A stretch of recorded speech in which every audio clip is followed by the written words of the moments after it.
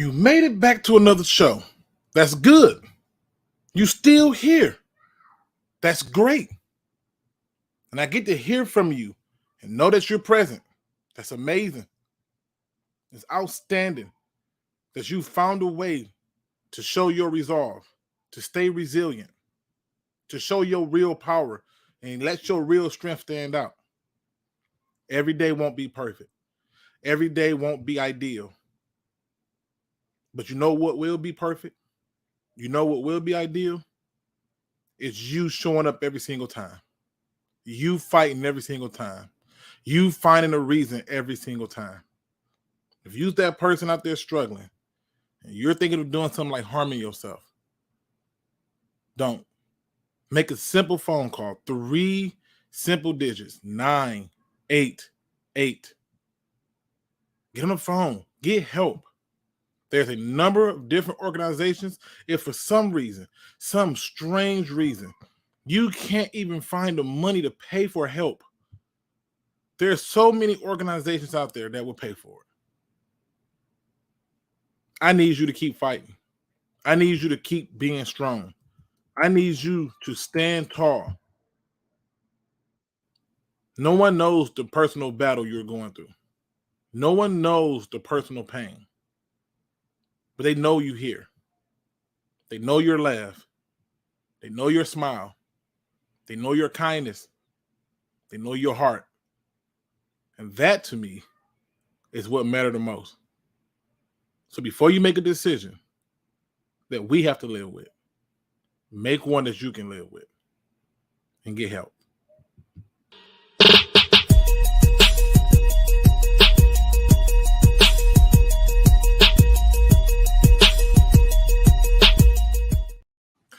What's going on, Pride Nation? We are back at it again, talking about what? The Lions versus the Panthers. That's right. We got to talk about this game because it needs to be discussed. And I think there's a lot of things pertaining to this game that many people may not have thought about or may not have, or maybe they have thought about it, but they thought about it in a way that might be strange. Now, I'll be the first to tell you that I have some strong views about this game. Okay. And one of the views that I have, I'm going to discuss, which is pretty much what I expect, my expectations. And if I can have them meet the expectations, that's all that matters. We also got to talk about this 3-year thing. I don't know when y'all going to stop subscribing to 3 years. It does not take 3 years for things to change and turn around, as you can see now. And you have to wonder why this is happening. But before we get into all that, before we get into the hooplas and the unnecessaries and all that other BS, let's get into who's in the building with me, because that's important. I want to know that you're here with me. So if you're in the chat, please post something. I want to shout you out. You here? Get yourself and get your recognition. Take these flowers. They don't cost you anything. Chrome is in the building. My man's Big T is in the building, who says, "What up, though, Pride Nation? Defend the den." Looney Tune is in the building. Jon Kapler is in the building, who says, "Love the steel frame graphic." Yeah, I think it's very fitting. You know, you can see the fight in both of them, but one of them looks a little bit more stoic, if you know what I mean. My man Dan Spanos in the building. Hope all is well with you, brother. 420 style. 420 ain't 420 like the National Smoke Day? I might be wrong. But shout out to you. Welcome to the show, brother. My man Giovanni Lyons II is in there. Let's go. It says, "Thank you for staying strong. Luke, you are appreciated." I cried enough for him, man. You trying to get me there again. Southwest Lions in the building says, "Hey, Luke, checking in from Mesa, Arizona." My man Gregory's in the building. Congratulations on getting back to playoff contention, fellas. Shout out to the big homie over here, man. My homeboy over here is not a Lions fan, but he always showed love and support. And even though our team beat his team, he still showed love and support, love and support. And was like, "Look, congratulations on that win, man. This is just rough." So I appreciate it. Shout out to the people. Lions fan Express, love the background. Hey, it is the battle of the big cats, man. Fun fact, do you know what the biggest animal, the biggest cat in the cat family is? Don't Google it. If you know the answer, drop it in the chat. I wanna see who know that answer to that. Lions Rumble's in the building. Old timer Dave, my residential Packer fan. In case y'all didn't know, my man Gregory is a Commanders fan. So he's cheering for this Commanders to make some moves too. Big T said defender Den. Will K is in the building. I want to make sure I give you your flowers. If you here, let me give you your flowers. I'm starting a little bit earlier because I'm probably not going to be able to do it tomorrow. I'm definitely not doing nothing on Saturday because that's the day of the game. And obviously it's Christmas Eve and you want to spend time with family. It says, let's effing go, Luke, 2 days in a row. Hopefully I'm going to try to make it 3. I'm trying to make it 3. Sky's the ceiling. How you feeling? Hey, love it. Chrome is in the building. I want to make sure if you here, get your flowers, man. Bulgarians is in the building. Black Spirit is in the building. All right, so they looked it up. We have Tiger, and I got Liger. Ligers do not count, and they are still on average not bigger than Tigers. Good call right there, Black Spirit. Don't tell me you Googled it, though. All right, 420 Style got the right answer, Tigers. Big T got the right answer, Tigers. But do you know who the strongest cat is? We talking cats right now, right? Who is the strongest cat of them all, right? D-Map Zoom's in the building. The great one, Mike, is in the building. Let's see. We got my man Curt Romeo. I'm gonna mention your name up. Romero. I hope I said that right. Siberia Tiger. He got the right answer. That's right. Well, what is the strongest? Let's see who get the strongest. Siberian Lion. Okay. Any more answers? You know, it says house cats are the biggest pain in the ass for sure. This is true. But who's the strongest cat? There's an absolute answer to this. Lion is king. Okay. So I don't see the answer yet because it's not the lion and it is not the panther. The answer is the leopard. The leopard can carry a significant amount of weight up a tree. That's strength.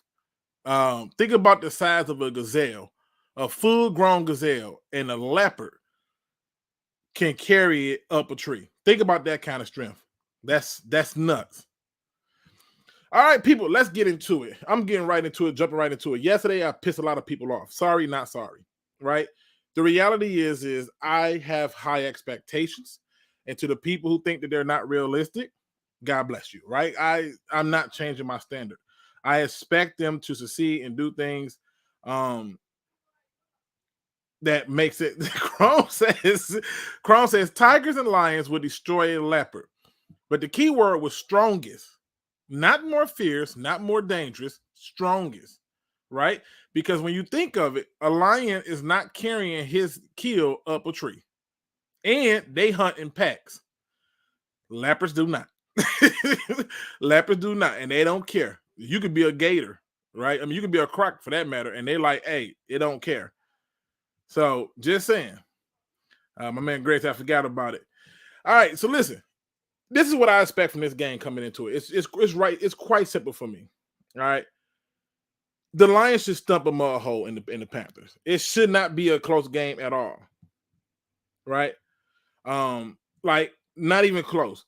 And to me, it's a number of reasons why I feel that. I feel like this is a very, very, very, very, very, very, very big trap game. Like this is trap game on top of trap game, right?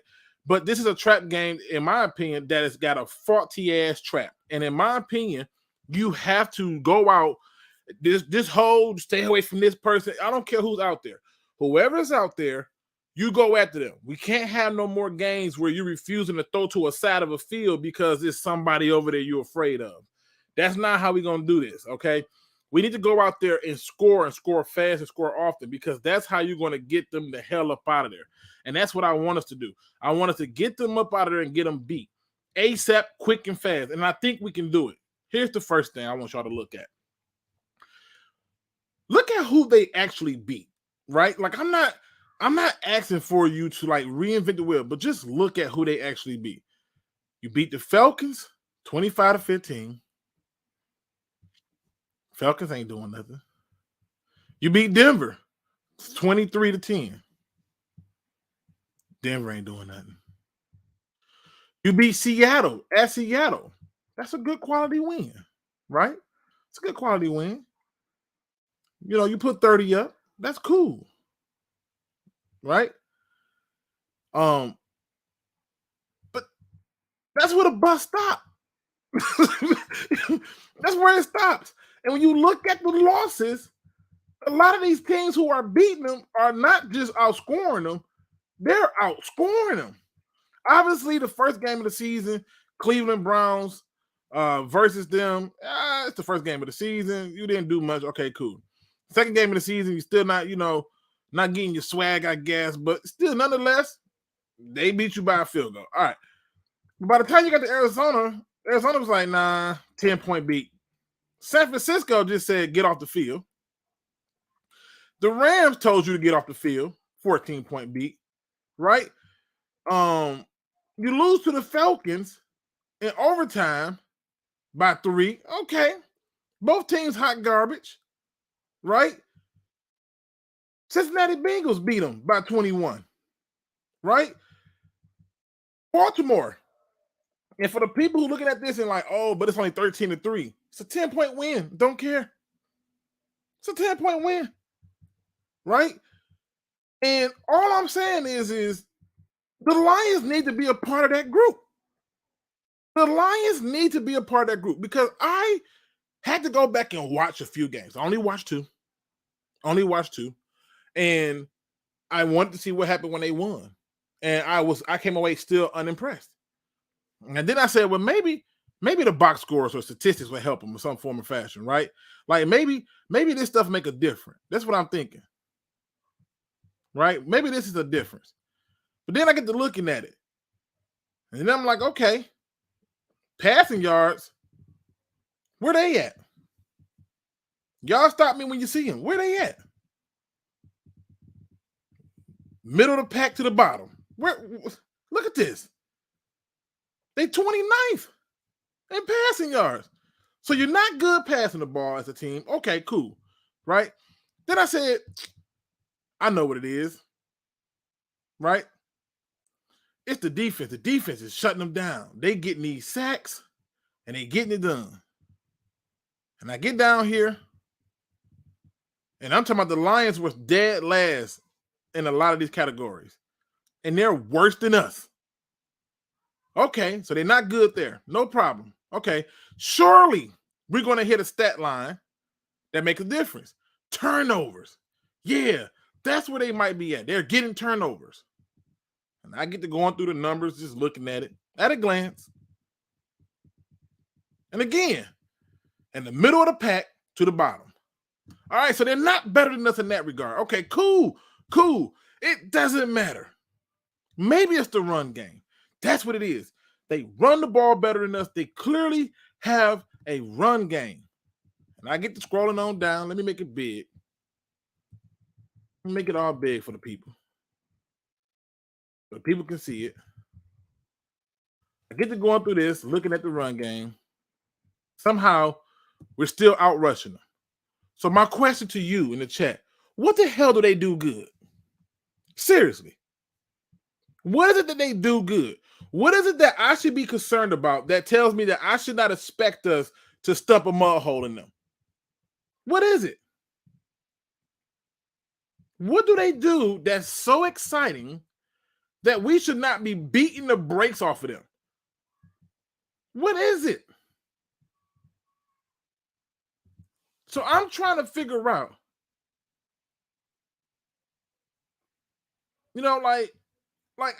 I'm trying to figure it out. And I'm not saying underestimate them. I'm not telling the Lions to sleep on them. I'm telling the Lions to not only not sleep on them, but put them away early. Put them out their misery early. They are the horse who needs to be put down. It's been a long day. They don't do nothing good. On top of that, you have a guy in there who's trying to coach his way into another head coaching position. You can't, as Dan Campbell, Forget everybody else. Scratch it. You, Dan Campbell, listen to me. You cannot lose to a team who haven't even really begun their rebuild. You cannot lose to a team who doesn't even have a head coach. You cannot lose to a team that don't do nothing better than you. The game should be over by halftime. They should be scraping and scrapping to come back for the rest of the game by half. What's going on, Super Saiyan Lion? What's going on, Tactical Puma? Okay. I just have a hard time not saying how we didn't do this. How we don't beat them up. Like we should stomp them out. Like this should be like me fighting Tyson. You know, like the only way I'm gonna fight Tyson is if you give me a baseball bat. Like I'm not, you know, like come on, for what? What's the point? You know, like it doesn't make sense. It doesn't make sense. If you can still dunk and shoot over your grandchildren and your children, it should be like that. And in my opinion, the score should be ran the hell up. Now, there's a very strategic thing that I've noticed about this team, though. And why they've been able to stay in some of these games and hang around is because the other teams came in and made a bunch of mistakes. And the Lions have to clean those mistakes up. They have to clean up the penalties. They have to clean up not finishing plays. The big passes. If there's one thing on this team that I'm concerned about, and it's not because I think that they're necessarily better than what we have, it's because I think that what we have is still young and incompetent in areas that they should be more competent in, and that is their receivers. We gave up too many big passes to the damn Jets. And half of those passes wasn't even a pass. like it wasn't even a pass. Shout out to you, James Willis. Shout out to you, Tony Chase. What up, though, Go Lions? Jack Frost, what's going on, brother? I'm just thinking to myself, there is nothing they do good. Nothing. What's going on, Patty Grimes? Like, I'm just trying to figure this out. What do they do good? The only thing you have to concern yourself with is deep bombs. And if you think I'm lying, let me give you a little bit more proof on why this game shouldn't even be close. And if it is, you should be concerned. If this game is close, you should be concerned. And don't tell me a win is a win. Matt Corral, done. You ain't got to worry about him. I think they're going to be their little special weapon. They're going to run the shit out of P.J. Walker. And last time we played P.J. Walker,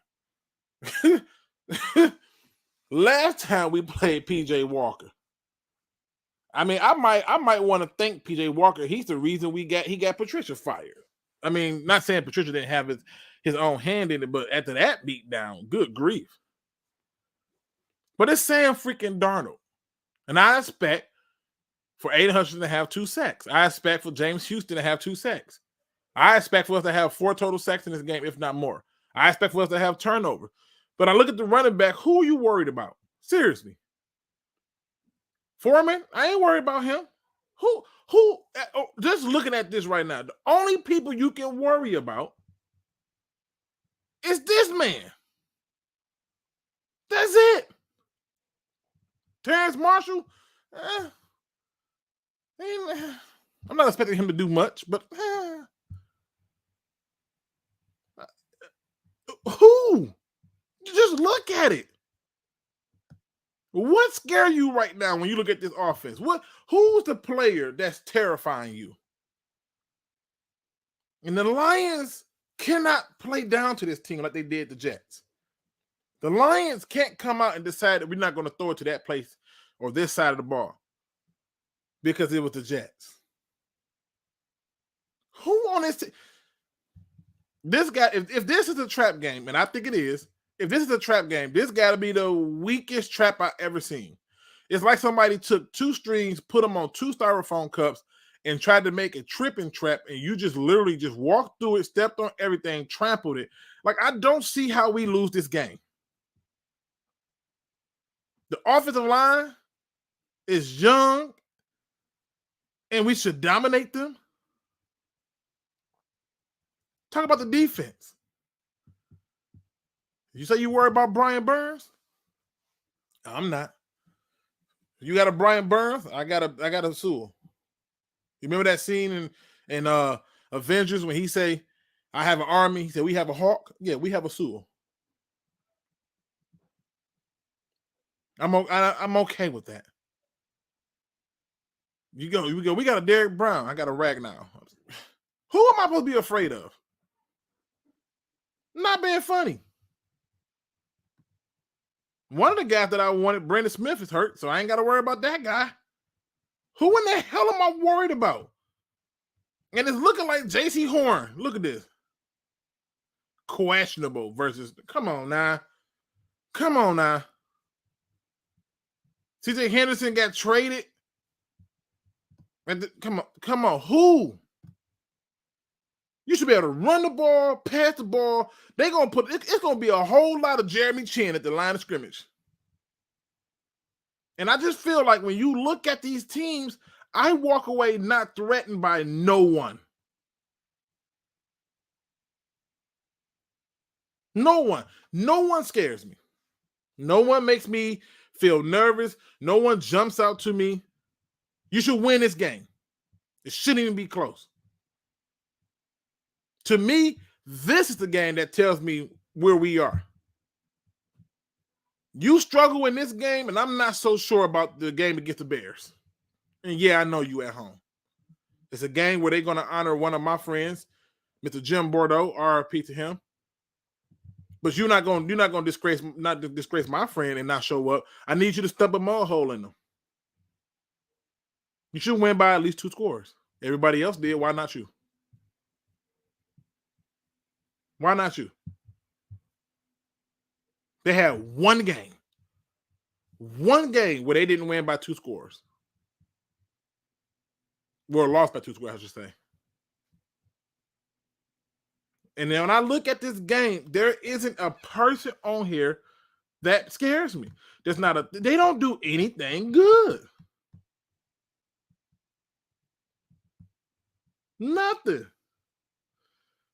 Patty Grimes says, you could Buster Douglas. You could be Buster Douglas. Yeah, that's what happened. Buster Douglas caught him at an emotional time. Trainer had just passed away. Wife was tripping on him. He was going through a lot. The Jets should have never converted that 3rd and 19 or that 4th and 18. Everybody named Mama got mad at me yesterday for talking about this. The great one, Mike, when I was talking about, like, y'all acting like y'all didn't have flashbacks from the Ravens. Y'all acting like y'all didn't know that. Like, you know, it was too much. It was too much. What's going on, Sky Guy? I'm trying to, you know, get a little fun in the show. And I'm gonna get y'all in here early too. Brandon Smith, the McDonald's employee. The audacity. I think we win by 2 scores. Also, Gregory says, RIP to Franco Harris. RIP to Franco Harris. Yes. Yeah. But they had this whole thing about it, like a numerical thing and stuff. So I was like, okay, that's interesting. You know, it's been a rough year for a lot of people. I think he was 72. Yeah. So RIP to him. Down 19. Luke, what's your thoughts on how the Lions using Jameson Williams? Honestly, frustrating, because I don't think he's fully healed. I think what they did is they tried to justify putting him in so people can at least say he's out there playing. But when you look at him, think about it. As fast as he is, why does it seem like the only time he gets targeted is on deep passes? Who are you trying to impress with that? Why not do him like you do Tyreek Hill and throw him a short pass and let him run it to the catch? Unless he's not able to do all those quick, swift cuts right now on that knee. Otherwise, if that's the case that he can and you're not doing it, yeah, then I'm disappointed. Because as far as I'm concerned, you didn't need him. Sorry, not sorry. So for me, I'm disappointed in how they're using him, and I'm disappointed in And the fact that if you're not going to really use him, and for the record, people, please don't come in here saying stuff like, oh, with him out there, he's changing the way people play. No, it's not. He hasn't done anything. Even on the one touchdown that he got, it was 100% of blown coverage. Sorry. The play design was perfect. And the guy that was back there was just inexperienced and came up. It happens. 28-14, J-Mo scores, St. Brown scores, and Jamal gets 2 more touchdowns. Hey, we should be beating the brakes off of them. We've gotten better at conditioning since then. I believe so too. I think he needs the more slant routes. They're not even attempting to throw the ball to him. I think he's getting like 1 or 2 targets a game and getting like 14 to 13 like snaps. He's not even like in full rotation. They're just easing him back, put him in a play here and there. Like with all that speed, I ain't seen one reverse from this man yet. Like, I mean, all the things you can do with this, apparently, it has not happened. So I'm just saying.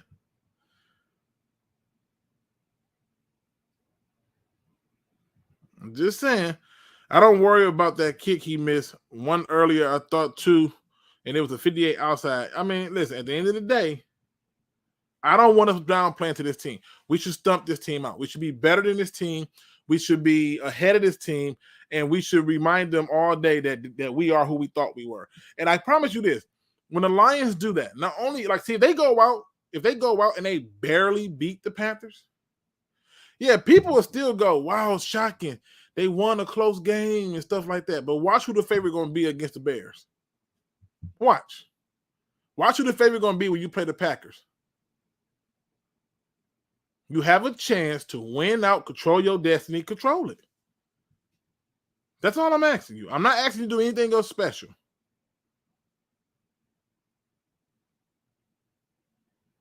I'm just saying. The Lions get 6 sacks on Saturday. They should. Who in the hell who's the threat? Where's Carolina weak and the Lions could exploit? Everywhere.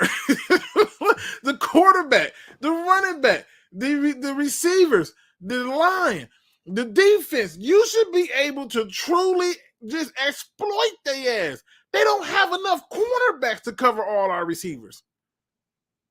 J.C. Horn, questionable. And if he do play, you're going to have to roll him on chart or get cooked down the field. Like, everywhere. We should not be close at all in this game. Andrew says, hey, Luke, why is Jackson getting more opportunities than Swift? Swift still hurt and he's been inconsistent. And in my opinion, his inconsistencies are a result of him being hurt, but I think that some of the reps that they've given Jackson is to see if they can live life without Swift. And in my opinion, you probably could, but Jackson ain't the answer. You go and find another running back who's more solid, has the same skill set, it can be done. The same thing happened over there in Dallas, right? Dallas had Ezekiel Elliott. They still went out and took Tony Pollard. Now look what happened. Tony Pollard's a starter, and Ezekiel Elliott's a complimentary backup. It just makes more sense. You need to find somebody like that. And if for some strange reason Tony Pollard hits the market in free agency, then you should go and get him, and then I'll be okay with you telling Swift bye. But if you don't find somebody who can do the thing that Swift can do, have the ability to take it to the house, catch up the backfield, then what's the point? That's why I think they're doing it. The knees ain't ready for that nasty, filthy thing. It's ready. Trust and believe. Shout out to my man Juan in the building. That man, every time I see this photo, I just want to know who in the hell cut this man's hair. That lineup is crispy as hell. It says, yep, you're not fooling any NFL defense with only using him for long plays. Yeah, they're not using him at all. And it's disgusting. It's disgusting. And it's just like, look, they should find ways to get more done. That's all I'm saying. I hope James Houston gets another sack and keep it going. He will. I mean, he will. He did so much in that game that I don't think people really understood, but he will.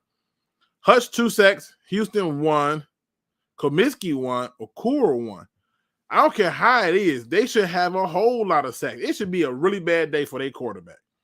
Our cornerbacks and safety should be sitting back there like, damn, if y'all gonna let the ball get past, can we run the ball? We should dominate them up front. It should just happen. Luke Bayless will find every reason not to like a draft pick he didn't like. Gotta admit the people you wanted ain't really panned out either. Glad to catch a live show though, God. Good debate. No, I'm not looking for a reason. Eagle is key. I'm not looking for a reason to hate a pick we didn't get because I don't even talk about those picks. I don't.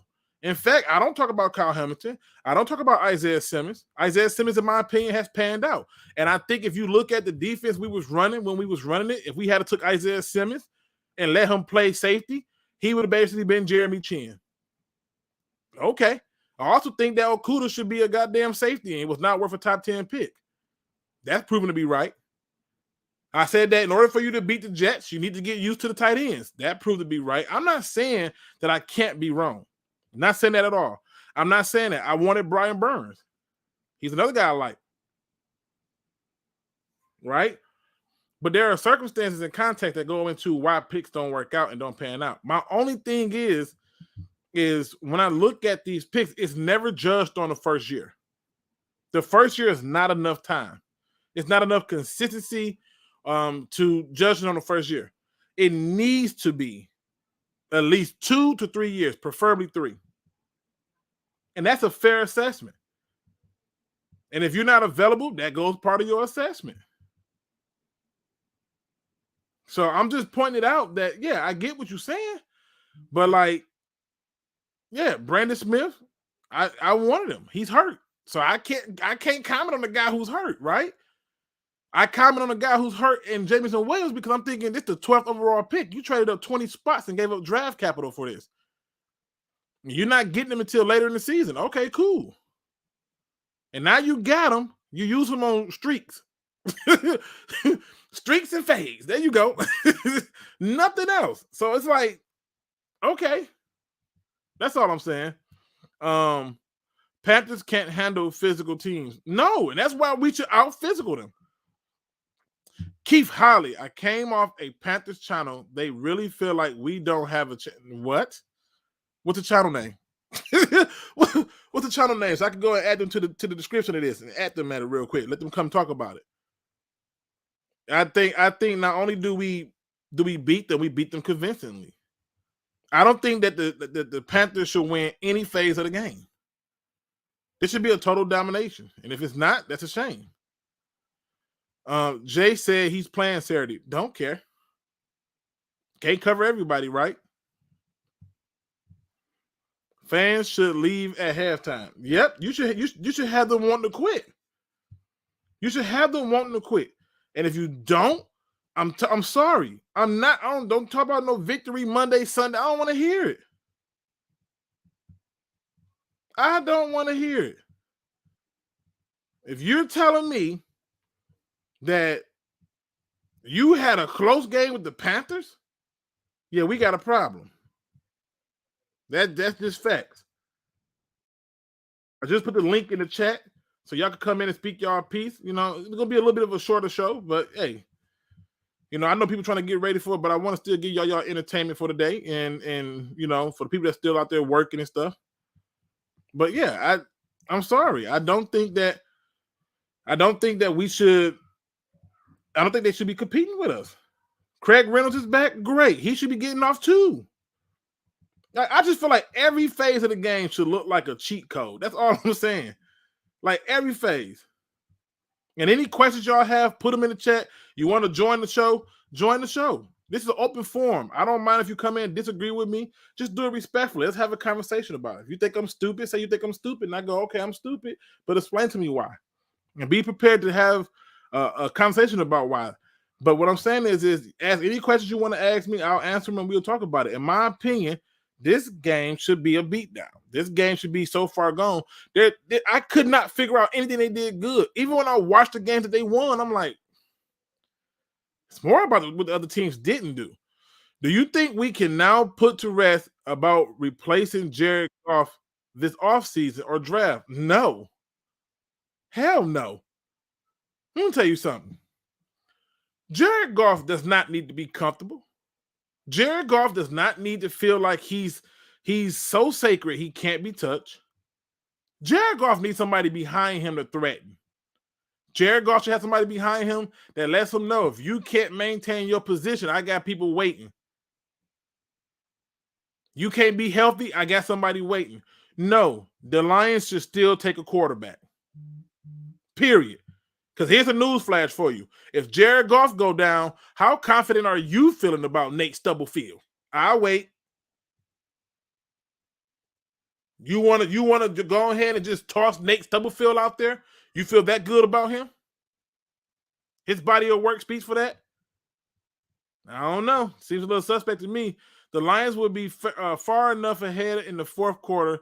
They can give Goff a rest and insert the second quarterback. Good. That's what I want to see. Let me bring in my first guest, Gunner. What's going on, brother? Hey, what's up, Luke? Not much, man. Like I said, listen, I had a lot of messages from people who was pissed off about yesterday's show. Oh, good grief. When will they learn? I don't know. I wasn't even trying to. I was just trying to tell the truth. They should know what to expect when they come to your show. They're going to find something they disagree with to be upset about. And the reality is they're going to find something to disagree because I'm not going to do the same thing everybody else do and just come in happy as hell that we got to win. I'm going to analyze how we got to win and say is what we did in that win sustainable. If they play how they play against the Jets the next game, they won't win that game. So, no, you can't completely avoid JC Horn. No. So what are your thoughts about the Lions going against the Panthers on Saturday? I mean, they still got a lot of talent on defense, but offensively, we need to shut that shit down right away. Like, Sam Darnold was nothing but a dink and dunk quarterback against Pittsburgh. He was not throwing anything beyond 10 yards. Like, there ain't no way he should be throwing it all over the yard on us. Man, they should be touching this man so much that you think he's at an orgy. Like, it should be that much touching. It should be that much contact with him, in my opinion. Charles Davis says Luke thought he was wrong once, but he was mistaken. I love it. I admit when I'm wrong. I do. I admit when I'm wrong, but a lot of the things that I say are not meant for the moment. They're meant for a bigger picture. And so a lot of times people jump on things and stuff, and they don't realize that what I say aged well. It's not good just in that moment. It ages well. I say you want to win games, get back to running the ball.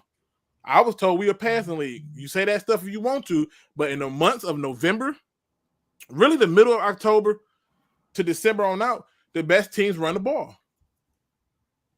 Just facts. That's what the history say. I get nobody telling me stuff about that, right? My stuff just aged well. And it's a lot of it that's still up for proof. Now, watch, he go another controversy. Gunner, you gonna remember this one. Do you remember when Chase Young came out? And I was like, yeah, I wouldn't take him. Yep. And I got yelled at. And I was told, like, you crazy. And I was like, I don't see a guy who play hard for every down. I don't see a guy who's going to be on the field too often. I said, and I don't see a guy who's going to have a big enough impact to where he's going to do it on a consistent basis. And all Chase Young has done is come in, have a few splash plays against bad teams, and then get hurt and be out. Yeah, and their D-line's already good enough. They didn't even really need him. You remember what I said about Montez Sweat when everybody named Mama wanted Montez Sweat, and I had that. Yeah, you had the punch sound. Mm-hmm. Need to bring that every back. time. I know, man. I'm gonna do it. I'm gonna do it. I'm gonna bring back a few of the little sound bites. Every time somebody would say Montez Sweat, I would do the punch sound because I kept trying to explain to people what I saw, and they didn't want to hear it. If Goff wins a playoff game, can people stop saying he's a bum? No.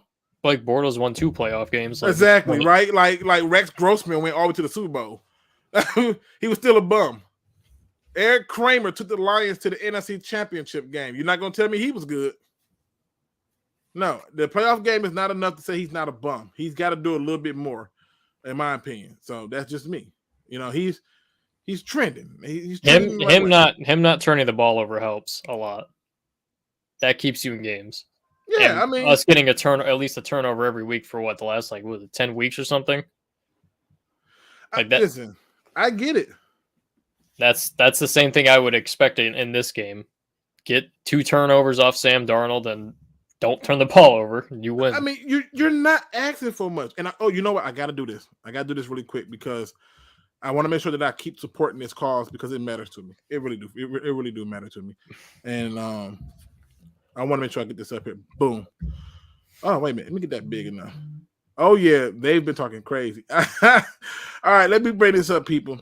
This is the Stay Tomorrow Needs You t-shirts. It's only $19.99. It comes in a multitude of different colors. As you can see, it comes in pink. I believe this is navy blue, which is the one I have. I have the navy blue and white one. And then it comes in the black and white.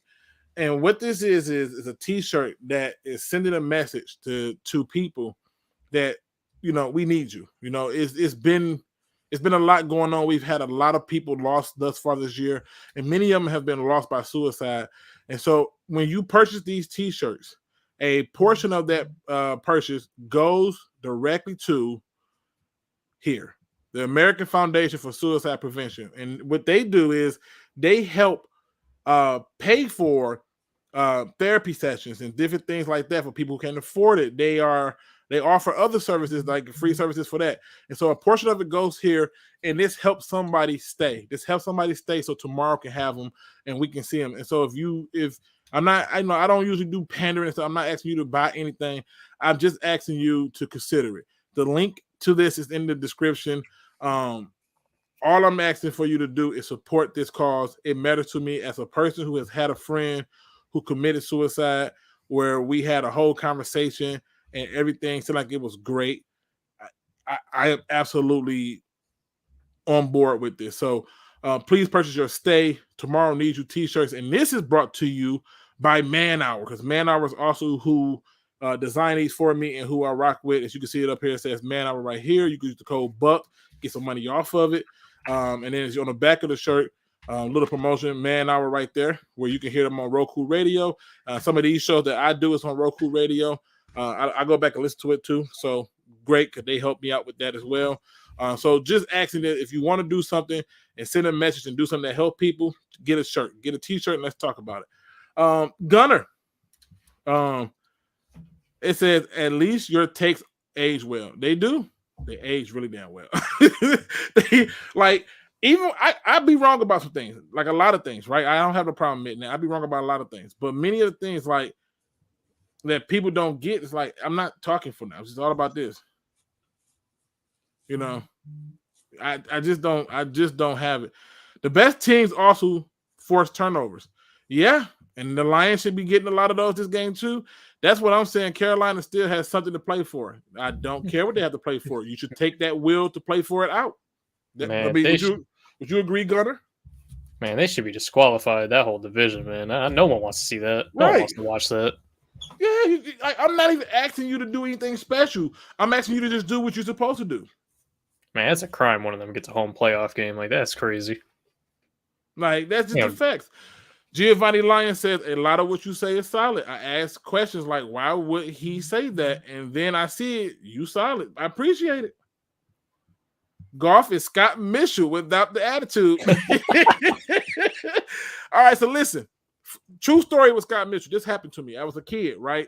And I went to the Lions training camp. And so everybody and their mother was around Barry Sanders. Everybody and their mother was around Robert Porcher. Everybody and their mother was around Lomas Brown. And like just they was around all these people, right? And it was just Scott Mitchell over there. It was like a good 7 people. So at this point, I had already got some stuff signed by the people I wanted. Herman Moore, who ironically is my favorite Lion. Yes, I know Barry played for us, but I just liked Herman Moore. Sorry, right? I even thought I could be a receiver at one point. My brain was just in another place. That's not the point. I go over to Scott Mitchell, right? And he's you can see it on his face that he's upset. And I said, "Hey, Mr. Mitchell, can I have an autograph?" And he gives me the most terrible attitude ever and says, I'm done with these goddamn autographs. And I went, oh. And he walks off. And some guy comes up and goes, all right, kids, we go over here and we go get your autograph over here. And I remember standing there giving him the death stare. I was hoping that my looks made him trip or something, right? Like, and to this day, I had a chance to meet him again as an adult. And he was doing some promo stuff here. And I said, you don't remember this, but I was a kid and I came and you was real rude to me. He said, oh man, I was probably going through something. I said, yeah, but it's okay because I'm glad I didn't get your autograph because it wasn't worth shit anyway. Talk about revenge, right? True story. That really happened. Made me feel so damn good. So to this day, I despise Scott Mitchell. So no, Jared Goff is not Scott Mitchell. Sorry. Facts, must have a run game in November, December, and January. Yep.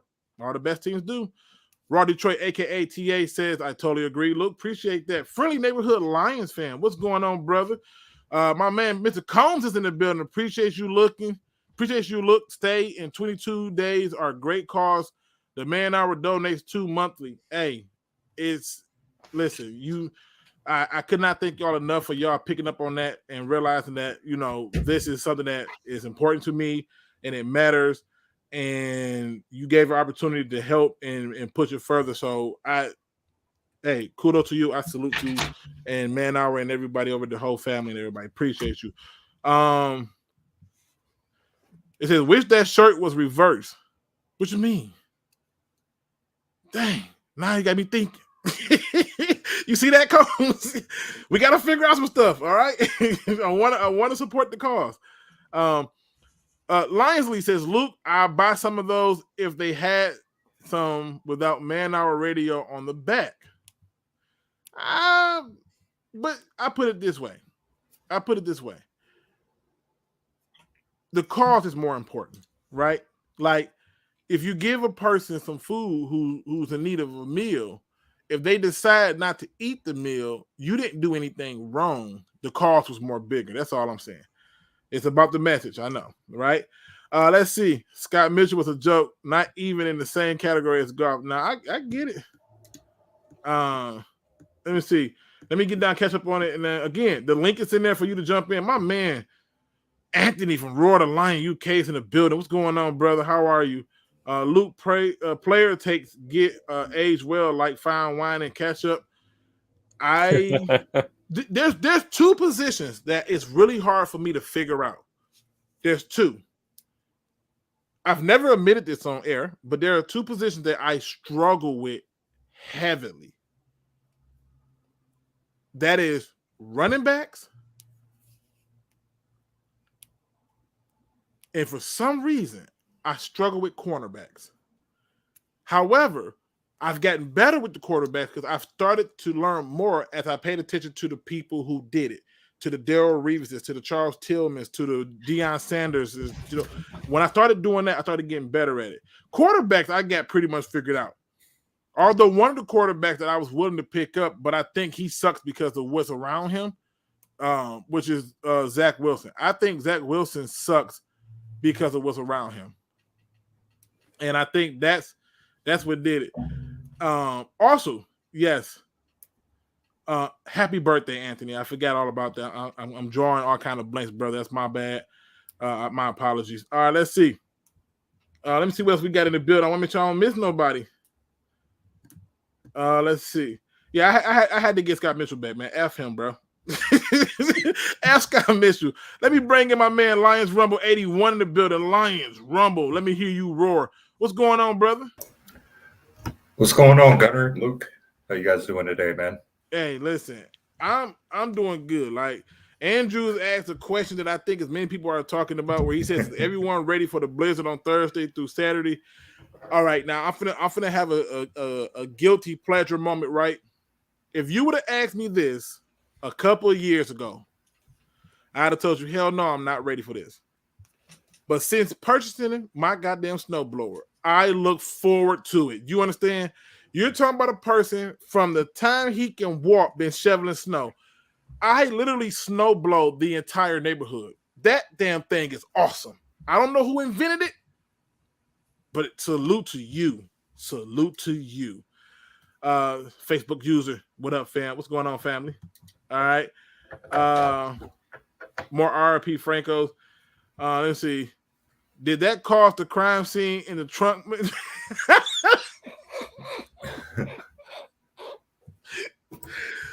Mitchell did get beat years ago. I don't know if it caused the crime scene in the truck or not, because I don't know if I was even there. You know what I'm saying? I wasn't there. He says he'll take it off the back of the shirt.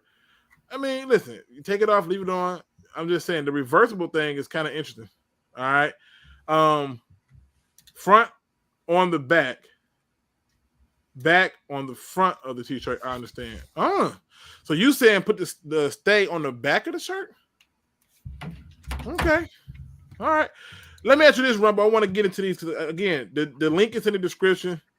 The Facebook user was you. My bad. I'm sorry. I didn't realize that. Dave Webster says, I'm in Bradenton, Florida. No blizzard for me. But I heard it's kind of cold as hell there right now. Like I heard the Gators are sticking their nose out the water while the water freezing over. So y'all getting some little bit of troubles down there. It ain't always sunny. Rumble, what are your thoughts on the Lions going against the Panthers? I think it's a game to, much like you were saying, that we should win, no problem. But again, I want us to not start as late as we did against the Jets. I want us to really come out firing on all cylinders. I want us to have 34 points in the first half. That way we can get, some of the guys who don't see as many reps, more meaningful reps in game. Maybe the second half. Maybe Goff can rest the second half. That would be amazing. Throw in a backup QB. I just want to see what our depth is looking like. And I think this is the game that hopefully we could potentially see that, because we're going to need all the depth and all the guys. It's going to need to be a collective effort, especially, 3 games down the stretch. So that's what I'm looking forward to. I think Ben Johnson is just going to be a wizard as far as play calling. And I think Aaron Glenn's going to be out there, like you said, trying to insert dominance, have some picks, have some turnovers, really have these guys going at Sam Darnold. There's no reason why that guy should be even starting, at this point. That's what I'm hoping to see moving forward. And then, give our guys some rest, especially with these last 2 games being divisional opponents. So 100%. If you in the building, please hit the like button. It does help get the channel more love and appreciation. I'm not trying to start an empire, but I do want to make sure I get people in here who want to talk Lions and hear Lions talk, realistic Lions talk, right? Like, it's a lot of great content creators out there, and I'm just trying to put my little 2 cents into the arena, okay? Also, to Perry Ball, what's going on, my brother? He says, hey, Luke, how are you doing? I'm doing much better today than I was a few days ago. Again, this has always been therapy for me. This has always been important to me. It is one of the best things of my life that I've been doing that has helped me. And it's a way I can cope with a lot of things. And, it's a lot of people in this chat who have helped me through some very tough times. So salute to you, all you who show love and support. Cannot tell you how much I appreciate you. Joseph Murdoch says, Luke, who is the cornerback on your draft board? I don't talk draft till we talk draft. We don't look past the team until we look past the team. And when you look past teams, you lose the game. You lose. And I'm not trying to take no L's. I don't talk draft until it's time to talk draft. And right now, it ain't time to talk draft. Now, if you want to ask me who I want to see in the playoff, then ask me that. But in terms of the draft, we don't talk draft until it's time to talk draft. Anybody, Gunner, Rumble, like, I'm not trying to be funny enough.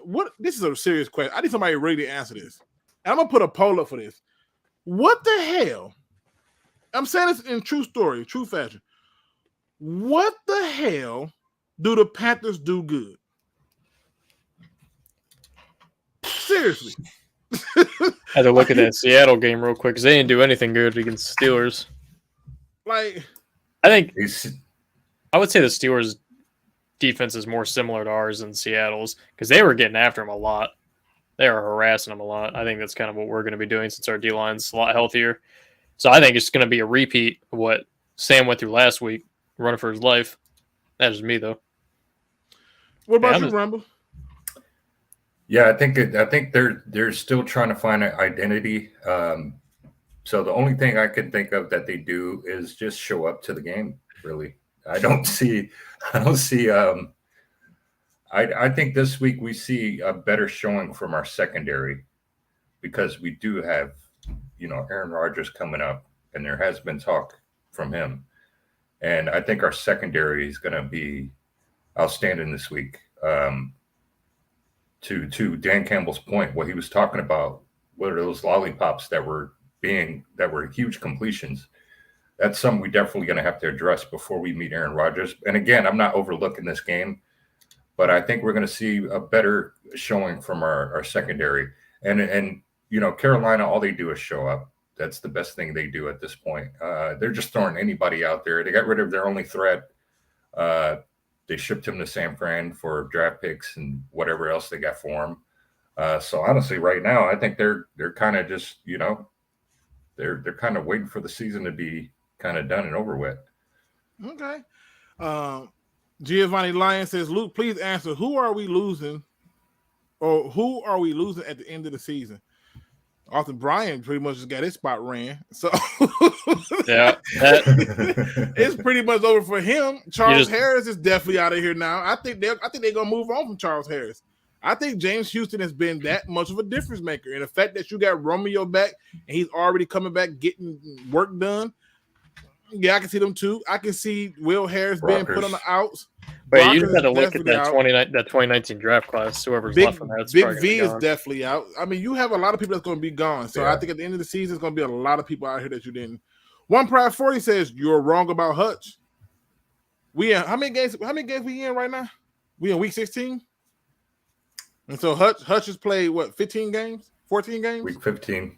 Yeah, week 15 coming up, right? No, 16. It's week 16. So he's played about what, 14 games? Oh, no, you're right. Yeah, 7-7 and then a bye week. My bad. Okay. So he's played 14 games and he's gotten 7 sacks. He's got 2 interceptions, right? And I'm wrong about him, what they said. And I'm telling you right now that I don't judge players until at least the second to third year, preferably the third year. But I'm wrong about Hutch, right? I'm so wrong about Hutch. Meanwhile, a guy who doesn't even start is on his ass in almost every category, particularly the sack one. The tackles, he probably won't be able to catch him in a short period of time, but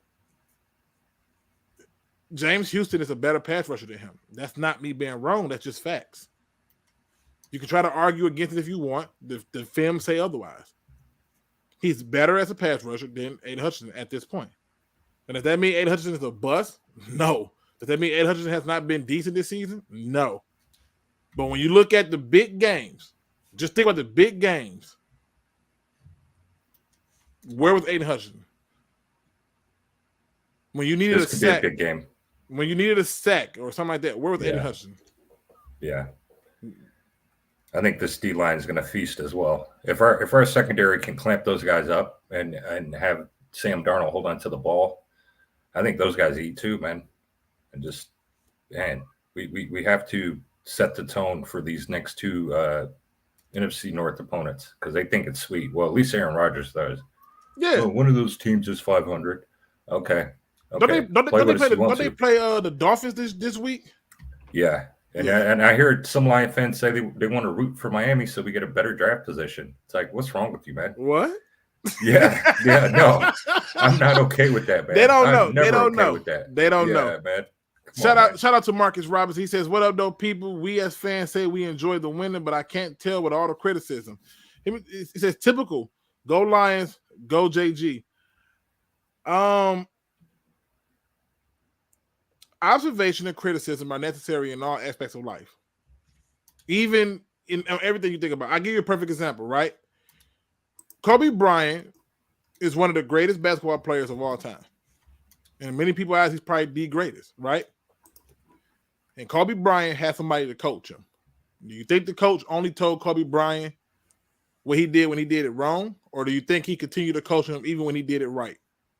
Criticism is what makes you a better person. It's what improves you. It's what brings the best out of you. If you can't accept criticism, you got a lot of work to do. The reality is this. The season is not over. And at this point, there are some things that need to be made aware because players listen to our shows. I know this factually. It's been confirmed. Okay? I made a statement on freaking Twitter That was a clip from one of the shows, and I had a man's wife coming at me. Tavon Wilson. Okay, so I know they're listening. I didn't even at the motherfucker. I didn't even at them. Right? And I've had some other players tell me, hey, man, I like what you're doing over there. You know, at least you sticking to the points. I'm like, oh. So I'm telling you, they listen to this. And all I'm saying is at the end of the day, while I'm not a professional, while I'm not in the professional arena, I'm just telling you that I want them to be aware of what is going on. And that's all I'm saying. It's 66 degrees right now, cold to Floridans, but people from Michigan like me, it's beautiful. I know, you ain't lying. 66, that's my damn kind of weather. All right. Let me get down here, make sure I don't miss nothing. Wave Game Podcast. That's first of all, dope ass name. Facts for the season not over. They need to keep going and putting that pressure on it. That's all it is. It's not criticism. It's just me making observations on what it is. We should blow out the Panthers. You cannot have a close game against the Panthers. There's no such thing as, man, we won. That's it. Because as soon as they lose, it's going to burn everything down. Goff got to go. I guarantee you, if you be honest, just be honest with yourself right now. Okay? Just be honest with yourself right now. How many of y'all was thinking about the Lions getting ready to have to go to overtime with the Jets when he got away and threw that ball deep and it was caught? How many of y'all was thinking of that and being honest? Okay? How many of y'all was thinking that the Lions were going to lose that game? So that's not me causing that trauma. That's our team. Because that game shouldn't have been close. He threw 5, not even ducks. I don't even know what's the slowest bird you could think of? A goose? A geese? What the hell is it? What the hell is the slowest bird? I need to know what is the slowest bird. He threw a goddamn turkey. That's what he threw. And it was caught. So I'm sorry. I'm just simply saying, keep it a swan. There we go. We'll take that. He threw a damn swan. He didn't even penguin slide. It was so damn slow, and they caught a sloth. Whatever it was, it should have never happened. It should have never happened. We needed to beat that team bad, and we need to beat this team bad. Because I can assure you, right now, Packers feel real good. They think they're going to beat the Miami Dolphins. The Dolphins beat the Packers, and it's over for them. They done. Finito. So I'm just... The woodcock? What the hell's a woodcock? What? That's a bird, yeah. I looked that up. The American woodcock is a slowest bird. He said if you Google the slowest flying bird, the answer is amazingly the woodcock. 5 miles. Man, that damn ball was so slow coming out, and we didn't get an interception. I don't know how, but thank you for that fan, man. That had me go right there. We should be dominating this game on every level. Every phase should be a total domination. You should see sacks. You should see interceptions. You see big plays. You should see small plays. You should see short games turn big plays. You should see constant pressure on Sam Darnold. But what they're going to do, I want y'all to be prepared for this. They're going to put P.J. Walker in and try to get him moving around. And we should stump a mud hole in him. You cannot lose to this team. And the game should not be close. The national media just made them, number 7th on the power rankings? You cannot be close in this game. You can't. That's the whole point. You cannot be close. Uh-oh, my man Wave Gang showed up. Let me see if the mic gonna work for me. Wave Gang Podcast, you in the building, brother. No, Mike. I thought he was here. What's up, bro? There it is. Where you at, bro? What's up? I'm from Detroit, bro. I was just chiming in because I'm just seeing your podcast, bro. I'm glad you got a podcast like this talking about sports and stuff because I was trying to get my stuff like that, but I don't want to advertise my stuff without your permission. But I wanted to say about the Lions. Oh, no. Go ahead. Advertise away. I want to say about the Lions, man. When you get a chance, put the link in the description so we can go and find your channel and show support. You say you went to Detroit, All right. and you talking sports? You talking all sports? Yeah, I'm talking sports, and I also do like conspiracy theories, some conspiracy theory stuff with like Listen, the it's an audience takeoff for it. case. I be talking about everything. Yeah, I talk about You everything. see the But big thing going around right now is that the NFL is rigged. There's a clip where they show the referee taking out the safety so that the pass can be completed for the Commanders. So I don't know. We gonna find out. Just saying. that's crazy. But that's That's it. But go crazy. ahead, man. But What you got for the show?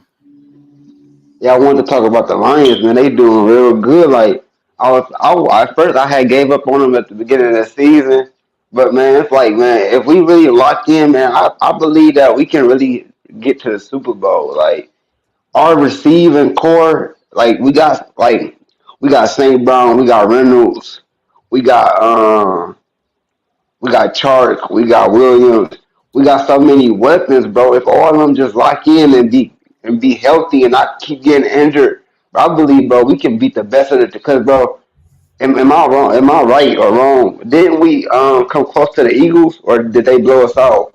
No, we Yeah, came it's right close. through. We came very close. We was close with a lot. Yeah, that's what I'm saying. Just The the defense. Yeah, we came close to the Eagles. Yep. And they the best. They one of the best teams. I believe if they didn't have that quarterback that can run like that, I believe that we would have won that game. Even with the quarterback running, I think if the defense actually just made a stop for once, that'd have been we win that game. Yeah. They couldn't get a But stop. now our defensive backs have to step up, because what I hate about us, teams literally get their best player, get the quarterback to throw the ball down the field, and their best player go up and just get the ball. But we can't have that. Like our defensive backs have to be locked in, bro. And that's what I'm scared about the Carolina Panthers. Man, I'm scared that our defensive backs is gonna get cooked. Okay. Well, I don't think it would. I think if our D line do what it's supposed to do, the blitz packages are getting home when they're supposed to, our edge rushers are winning their one-on-ones. Yeah, I don't see how they're able to cook us. Now, if they're able to cook us, then that's another story. We got to pray about it, right? But I don't think that should happen. And I want to answer this question for Michael Hutt for a second. He says, so if the worst team, Houston, can take on one of the best teams, Kansas City, to overtime, it's okay.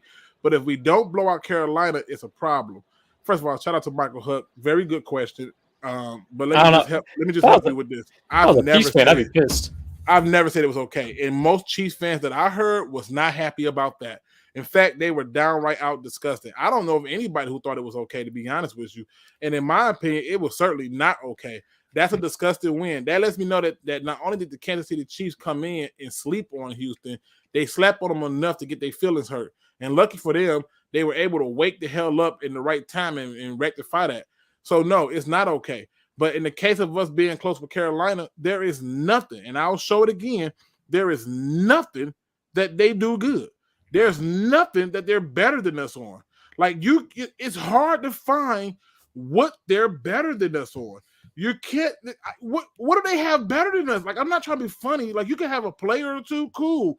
But overall, what do they do that's better than us?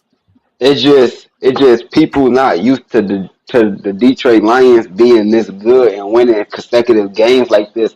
So everybody from here and like go for the Lions, like really doubting us against the Panthers. They already doubted us against the Jets. Now they doubting us against the Panthers, and the Panthers got a lower record. So I'm like, if we can beat the Jets, then we can beat the Panthers. All we gotta do is just come out the same way.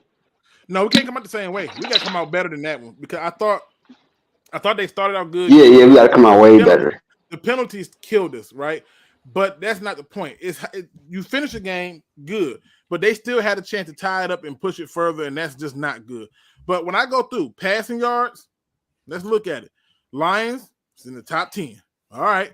Where the hell the Panthers at? Right? Bottom 5, right? Like, they just not good. I wish we could go for just like a few weeks. Like, overall. That's what teams do to us, though. They look at our defensive standings. We're still in like what, 29th or something, right? But because of early on. on. But you know what though? The thing is much of that has not changed, right? So let's say, for example, right? Matter of fact, let me go over here, right? We'll just go right on down to the good old Panthers, and We'll just take any game. The last game. What the hell? Did I pass that thing already? Wait a minute. What did I do wrong over here? I'm tripping. Did I skip it already? Oh, I know why. I'm on the wrong thing. It would help for me to actually go to teams, right? Makes a lot of sense, people. But let's just go and look at a game, right? Offensively against the Seahawks, they were at least good running the ball. They had like over 200 rushing yards. Perfect. Let's take that game, right? Let's take the game against Seattle. They didn't do shit. Right. Let's take the game against Seattle, and we'll look at that game. That'll be our case study for the day, right? That'll be like our way of looking at it. Now, obviously, box scores don't tell the whole story. They tell part of a story. I argue that they're not good passing the ball. What does that show you here? Let me make this all big. I mean, I'm just telling you the truth. I argue that they're not good passing the ball, right? I argue that they're not better than us running the ball. And again, they had 223 yards rushing. Look how many people it took for that to happen. A receiver, another receiver, a quarterback run. If you take out, what's that, 4, 6, 7 of those runs out of there, that go 30, 37, right? 43. Take that out of there. All right. So we take all this out of here. So just the top two rushers. And just look at the top group up here. And you just look at this. This is where all their work came from. Now, I ask you, who you trust this false outlier over the fact that what our team has been doing against the run? Then our run defense got to be like top 5 at this point. I'm just saying. So at that point, what am I worried about there? When you look at the receivers, they're not good passing. I'm not trying to make this up. It's a whole entire dink and dunk show. Like, this is a game where linebackers gonna have to make plays. Like, yeah, I'm not being funny. To our linebackers' credit too, they've been playing very well, especially Anzalone. He's gotten much better than what he was doing last year. Anzalone and Rodriguez and even Barnes and what's his name? Jared Davis. I know it's Barnes and Jared Davis. Yeah, but them are some dogs. I mean, the Lions. I got faith in the Lions the front four, and then they linebackers. I got faith in them. It's just they defensive backs be having me on edge sometimes, man. Them defensive backs and them safe. Not. I can say Okuda and Elliott. Them some dogs. I can say and Jacob and Kirby. Jacob and Kirby too. I just look at it like this. I literally fought hard to find something that they do better than us, and I couldn't find nothing. And it wasn't just the box score. It was me going back, looking at particular games that they did win and saying, okay, didn't see much there, right? And so to answer this question, I've been waiting to answer this question. Define close in the NFL, though. 6 points, 17 points. Yeah, we're talking one possession. In most cases, most games are one possession, right? But I'm talking about where it's close, meaning that, like, they could have literally, let's say we use your measure of 6 points. I'll say 6 points is close to me, right? Because if they essentially score one more touchdown, then they can get the win there. Or if it's a field goal or something like that, they need like some field goals to get in there. Like, I need it to be something where this game can't be close, meaning that they don't get to come down late on the last minute heroic and make the play.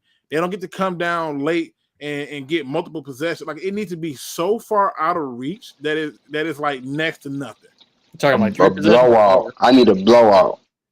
Yeah, and I'm saying, and then look right here. It says haven't allowed a 100-yard rusher in how many weeks? That's what I'm saying. Like, they don't have this stellar rushing attack, and that's why I'm telling you. Like, I knew people was going to say this, so I came prepared. See if I can find our last like worst rushing game. Honestly, that might be the Bears. To be honest, that was a while ago. I'm just saying, but if you just look at it.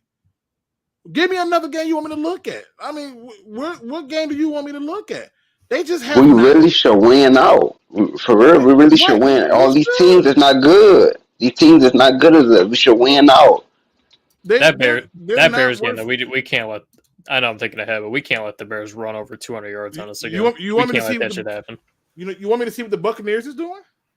You mean do that? Yeah, being trash. I mean, seriously. division garbage. I'm just being nice. Like I was saying earlier, it's a crime that one of them gets a home playoff game. Like, that's crazy. They're trying to get Gronk back. No. Just look at what's happening in these games, right?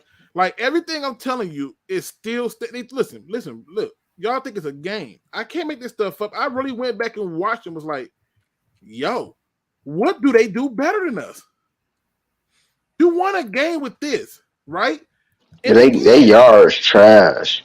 Again, you get the Buccaneers give up a 100-yard rusher on 15 carries. That man had a 7.9 average. The backup had a 7-yard average. That lets you know how bad it was, right? The receivers still ain't doing nothing. This ain't something that I'm just making up because I want to, I just want to go. I'm going to make sure I show you Adrian. I'm not doing that. I'm telling you, look, they don't do nothing good. Damn, Tommy Pickles was balling. Tommy Pickles. I mean, okay, so it's the reality. I just looked. So it's been 5 straight weeks since we've allowed 100, or we haven't allowed a 100-yard rusher.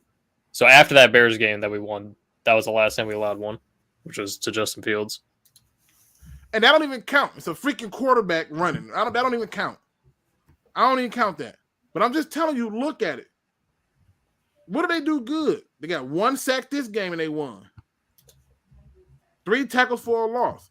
They don't do nothing good that we can't do.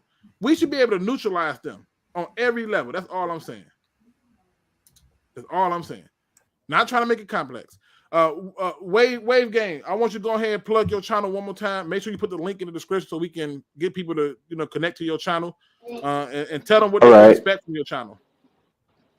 All right, shit. On my channel, shit, I got lately I've been posting like live, like I go live and I've been talking about Shanquilla Robinson. I've been talking about that lately. Like I talk about any like hot topic and I just get on there and I just like if you got something to say, you can come and say it. Like I don't cut people off or nothing like that. And I support other YouTubers too. Like I ain't that YouTuber that gets there and be trying to like take over somebody's channel or like hate, and I don't do none of that. Like I'm a very respectful person, you feel me? I'm just trying to build my platform up, you feel me? I just lost my mama in last December. And I'm sorry. I was doing this for a while, but I'm just trying to build my platform up for her for real. I'm just trying to, cause I got little brothers that do YouTube, so I'm trying to build my platform up to help them build theirs up. So, I'm from Detroit, so I'm just trying to really just grind and just get my platform noticed by a lot of people. And also, I was gonna do sports.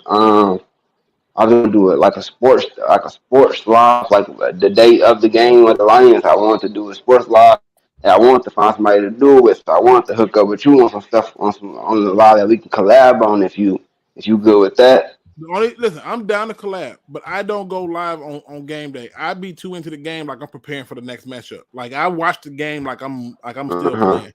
So like I'm taking notes. Okay. It like that. So I don't really go live, but I'm down to do a collab with you 100%. That's not an issue at all. And do me a favor, drop the link in the chat so we can so the people can know where they can find you at. King Sato says, yes, we won versus the Jets, but remember, Evan Brown cost us a Jamal Williams touchdown with that holding penalty. Yeah, I thought about that, right? So let's just say hypothetically, right? Like that actually happens, right? Cool. I still think the fact that you refuse to throw the ball on Sauce Gardner, a rookie, side of the field, or target him is disgusting. So even if you did get that touchdown, they were trying to be slow burn. They was playing way too conservative. And again, it did happen. But at the end of the day, I just don't get it. Yeah, I thought it was funny us not throwing the Sauce Gardner because that had to be eaten away at him. Like he had to go engage to get some kind of action. Oh, he was mad. He talked about it. Yeah, he said he was mad. To them guys, man. I thought it was funny, man. I'm with you, Detroit D. At 100%, hold on, let me get this up there really quick. He said, I want to see some drag routes and some sweeps. I want to see all that. Wave Gang podcast, people, check it out. Wave Gang, if I can give you one thing that I would do is I would separate the sports from the conspiracy talk. Just have 2 separate channels so people know what to expect. When some people want to just hear sports and some people may just want to hear the conspiracies, right? I would separate those 2 if it was me, but if you're going to do them both, and you're going to have it where it's conspiracies and sports, then that might be a real interesting ass channel. So I'm just saying, food for thought. So if you want to find Wave Gang, here's the whole right here. Wave Gang podcast. It's up here on the screen for you. When did the Lions become a so good? Year 1. Listen, Dan Campbell year 1 had the best 3-win season I ever seen in a long time. I don't know how you managed to keep them playing that damn hard in a season that was so damn lost. With backups, a bunch of backups. Like, yeah, this is so true, lost. Like, that's where everything changed, Joseph. They were ruining hopes and dreams. Yeah, and then when you came in this year, you had a better schedule. Everybody, I saw this thing. It was like, oh, the Lions had the hardest strength of schedule. Bull. This is BS. There's a lot of fraudulent teams with good records, and that's why it looked like that. The Jets are not a really good team. The Giants are not a really good team. Commanders are not a really good team. And so because they have somewhat of a winning record, it's looking like they're good teams. That's BS. That's BS. Seattle's a middle of the pack team, but and that's coming from me. I'm a Seattle fan too. Newsflash: I'm a Seattle, Tampa Bay, and Lions fan. You probably didn't expect Geno Smith to be as good as he is right now. I thought this is what I thought with the Geno Smith thing. I thought, and I'm not crazy about it because I've seen Pete Carroll do this before. I thought that they figured we'll toss in Geno Smith. The season's already at a loss. I've already talked to the owner. We're going to end up with a high draft pick and take a quarterback. Well, little did they know Denver was going to suck. They thought Denver was going to the Super Bowl, and so they were trying to get a late round pick that they can use to pair to move up to get the quarterback. Now they can still get the quarterback and get him some receiver help or get him some offensive line help, and you don't got to do nothing but just sit here. That's crazy to me. So, no, I didn't think that at all. But I'm just saying that when I look at a lot of these games, these are a lot of teams that they beat that was in the middle of the pack.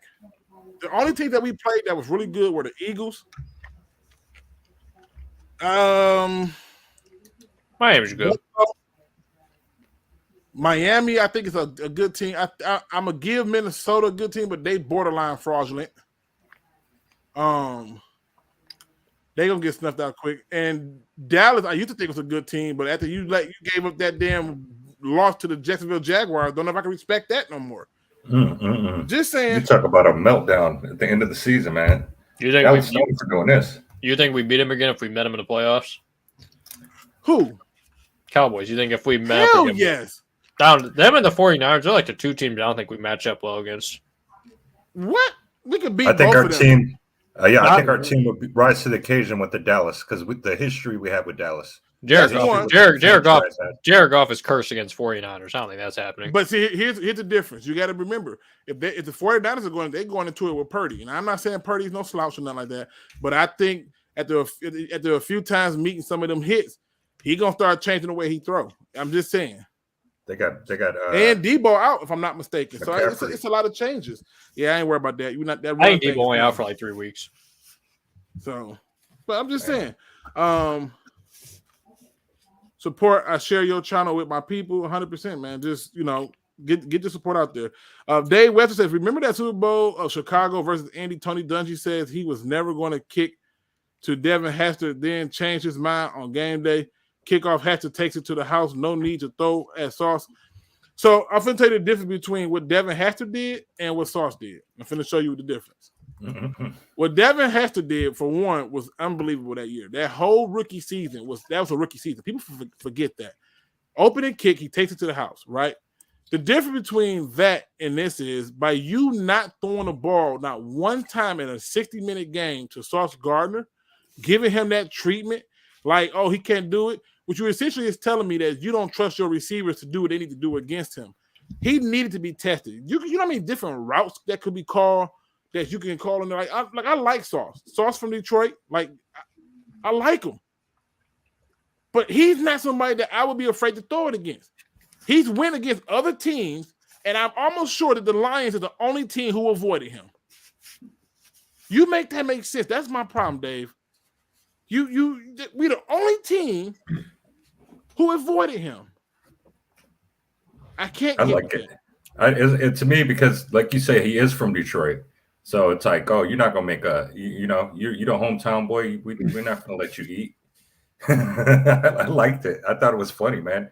I thought that was something only Aaron Glenn and them could have came up with, because clearly they felt like he was a X factor and they wanted to just omit him out of the game completely. So yeah, I thought that was funny. Like it's just it's a rookie. They didn't even do Darrelle Revis like that until like his second year. Like, come on, man. I'm not asking. Listen again. I'm not saying you're wrong. I'm not saying that you said anything crazy. I'm just merely saying you went a whole game, and because you chose this game plan, you almost lost the game, and that's what bothered me. He says the teams we have played have the highest win percentage, fraud or not.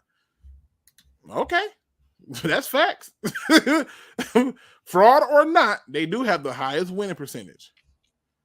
But some people are not what they records say they are. I'm sorry. They're just not. Even Jamar Chase struggled against Sauce. Stop it.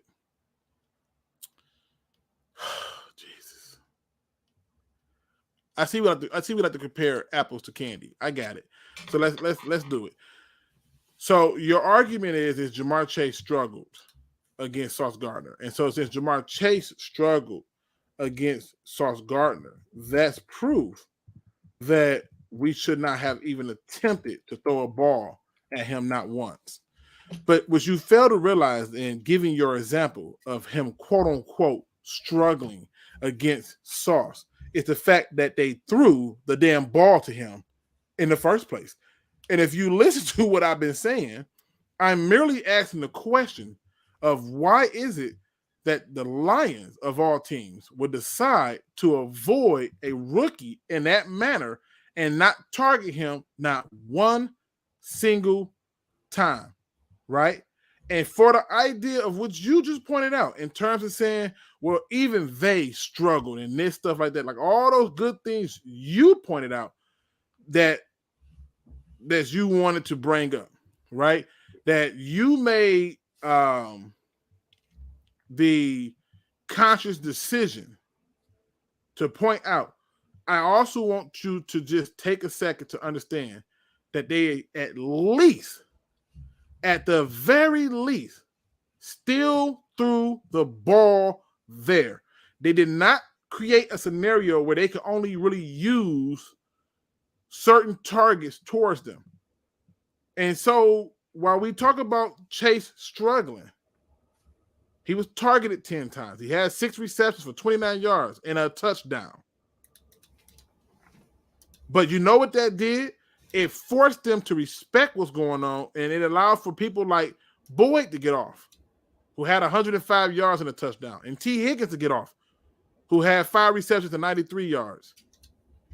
And when you sit there and cheat yourself like that and give that much respect to it, all you did was took the opportunity for your guy to be Defensive Rookie of the Year off the damn table. You didn't even want to test the other guy. They had no problems running the ball at Aiden Hutchinson. They had no problems calling pass plays and long pass plays at that with Aiden Hutchinson out there. So please spare me with the other stuff about, oh, well, they didn't want to do it and he struggled. It didn't matter. It didn't matter. We got to stop with these apples to candy things, man. Oh, goodness. And 7 of those teams lost. Okay. Luke, we call that beating them with 1 ass cheek and 2 toes. Yeah. Yeah.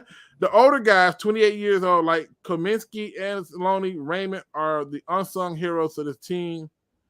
That's a good unsung hero. That's fair. Because Goff will throw a pick, laughing out loud, and you definitely lose that game. Y'all heard that, right? Rumble, you heard that? Yeah. Okay. Yeah. So now we worry about him throwing picks. So we dumb it down so bad that they have a chance to still win the game. Got it. You're okay with that? Got it. No, I just think it was head games. I really do. He's from the 313, like you said, and I just think they were like, "Oh, you ain't on our team, and you're not going. You ain't gonna flash in front of your family on us." They completely took him out of the game. I'm okay with what they did. I thought it was funny, man. I really did. To all the people who cool with it, not mad. I'm not. I'm not cool with it. I'm sorry. I'm not cool with it. Not one single pass went that way. Jameson, what you break him here for? What you bring Chalk here for? If you're not going to be able to do that, what you bring him here for? Yeah, to be fair, he should have, he wanted the smoke. He should have been like, "Oh, I'm gonna go after St. Brown, or I'm gonna go find the smoke." He was just kind of like, "Oh, they don't want the smoke." I think he only played on one side of the ball. Like I think it was the left. I got to go back and check, but I think he was only on one side of the field. So I mean, yeah, I like it though. I just don't like. Michael Huck says it didn't matter because we won. That's the only thing that matters. Winning is very important, and it is the thing that matters the most, right? But I can assure you, if we lost, everybody would go back to them other games to talk about them then, and then they'll be critical. And at that point, it'll be hindsight 2020. The same way we do it now, where we go back and be like, had they won these games earlier, we could have won the division, right? Right? The same issues are persistent. Deep passes going down there, big plays are still happening. That's where it kind of, my issue. My job is to make sure that I point out all the things that stand out that are truthful from the beginning. Fair enough. How did Stephon Diggs do? Jesus. Well, I mean, he want to go through the whole roster at this damn point. You tell me how he do. Did they throw the ball to Stephon Diggs? That's the question. No, it's all good. It was a mind thing. Like that, especially as an athlete, like you're like, oh, you see what they're doing, but it's like you can't, you know what I mean? You can't even be upset. It's like, man, they're not giving me an opportunity to make a play on the ball.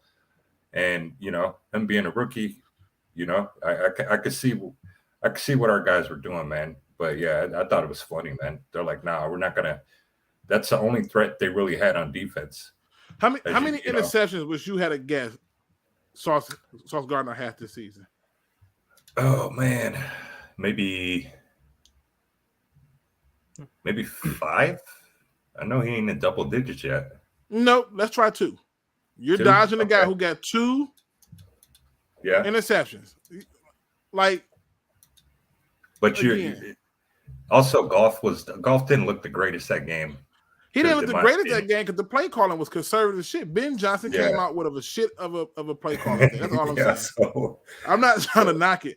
It says they actually did have problems running at Hutch, tackles for a loss, and like a 1.3 yard per carry. They did If you if you believe that Hutch is the reason they had a hard time running, is okay. That's just not true. They didn't have. If they had, what's the running back that got hurt for the season? Breece Hall. I guarantee you, if they had Breece Hall, that game that we had, they would have called the plays totally different. They'd have been much more aggressive and stuff like that. The fact that they were able to do what they did was that, but nobody was. Hey, James Robinson's hurt for them too. A guy they traded for mid-season. That's what I'm saying. It's just not true. I guess I'm trying to make sense of it. It's just not true. That's all I'm saying. Ain't Hutch getting double teamed though? Not every play. Now we've been through this already, and I've went through and I've shown people. I've shown them real time. Like, look, this is not a narrative that people want to make up, and people saw what they own 2 eyes, and I'm like, this is just the reality. So I'm not doing it. Luke finds a complaint when things are going good. Everyone needs clicks, man. I don't need clicks. I don't even get paid for this. It's pastime. All right, like for real. He's the most statistically double team player. This is just okay. Good grief. Oh God. Jesus. Okay. This is why sometimes I get frustrated with Pro Football Focus, because people go apeshit over stuff that they don't really realize. If you were to go back and look at that game that they just had, how often would you say he got double teamed? What do y'all think, fellas? How often would you say he got double teamed? Yeah, maybe a great player. He already a great. God damn! If you want to crown him, crown his ass. What the hell? Are we doing this for real? I say as much as he plays, I say 20% of the time he gets doubled.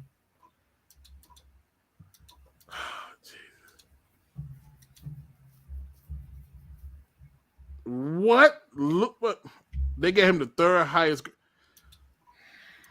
Okay. People, it's been an hour and 35 minutes. Luke's like, I can't do it no more. I can't. Because when people don't listen, people, your 6th round pick hasn't started a single game yet. And he's only 2 sacks away from catching Aiden Hutchinson. And I believe he's going to get those 2 this week. Wait, you didn't say the most important part. He only started playing defensive end his last year in college, correct? No, take it a step further. He didn't even. The dude was brought to the team, cut off the team, brought back to the team, didn't start. DN. And Aaron comes in as an edge rusher DN in about 4 games and has the same damn total damn near as your second. I can't. Not today. He's only been playing since Thanksgiving. I mean, this is nuts to me. Think of that game, what, in Thanksgiving, he only had like 10 snaps. The point is, Luke just finds the most obscure things to complain about. His Brad Holmes take is hot garbage. Any moron knows to go after weaker players and fans. You don't get that, mate. Oh, my God. All right. Fuck it. I got time today. All right. Doc, all you got to do is jump in. The link is there. I got time today. This is just strictly for Dr. Detroit. Who is the player that teams come in and game plan for and say you have to stop that player on the Detroit Lions defense? Who's that player?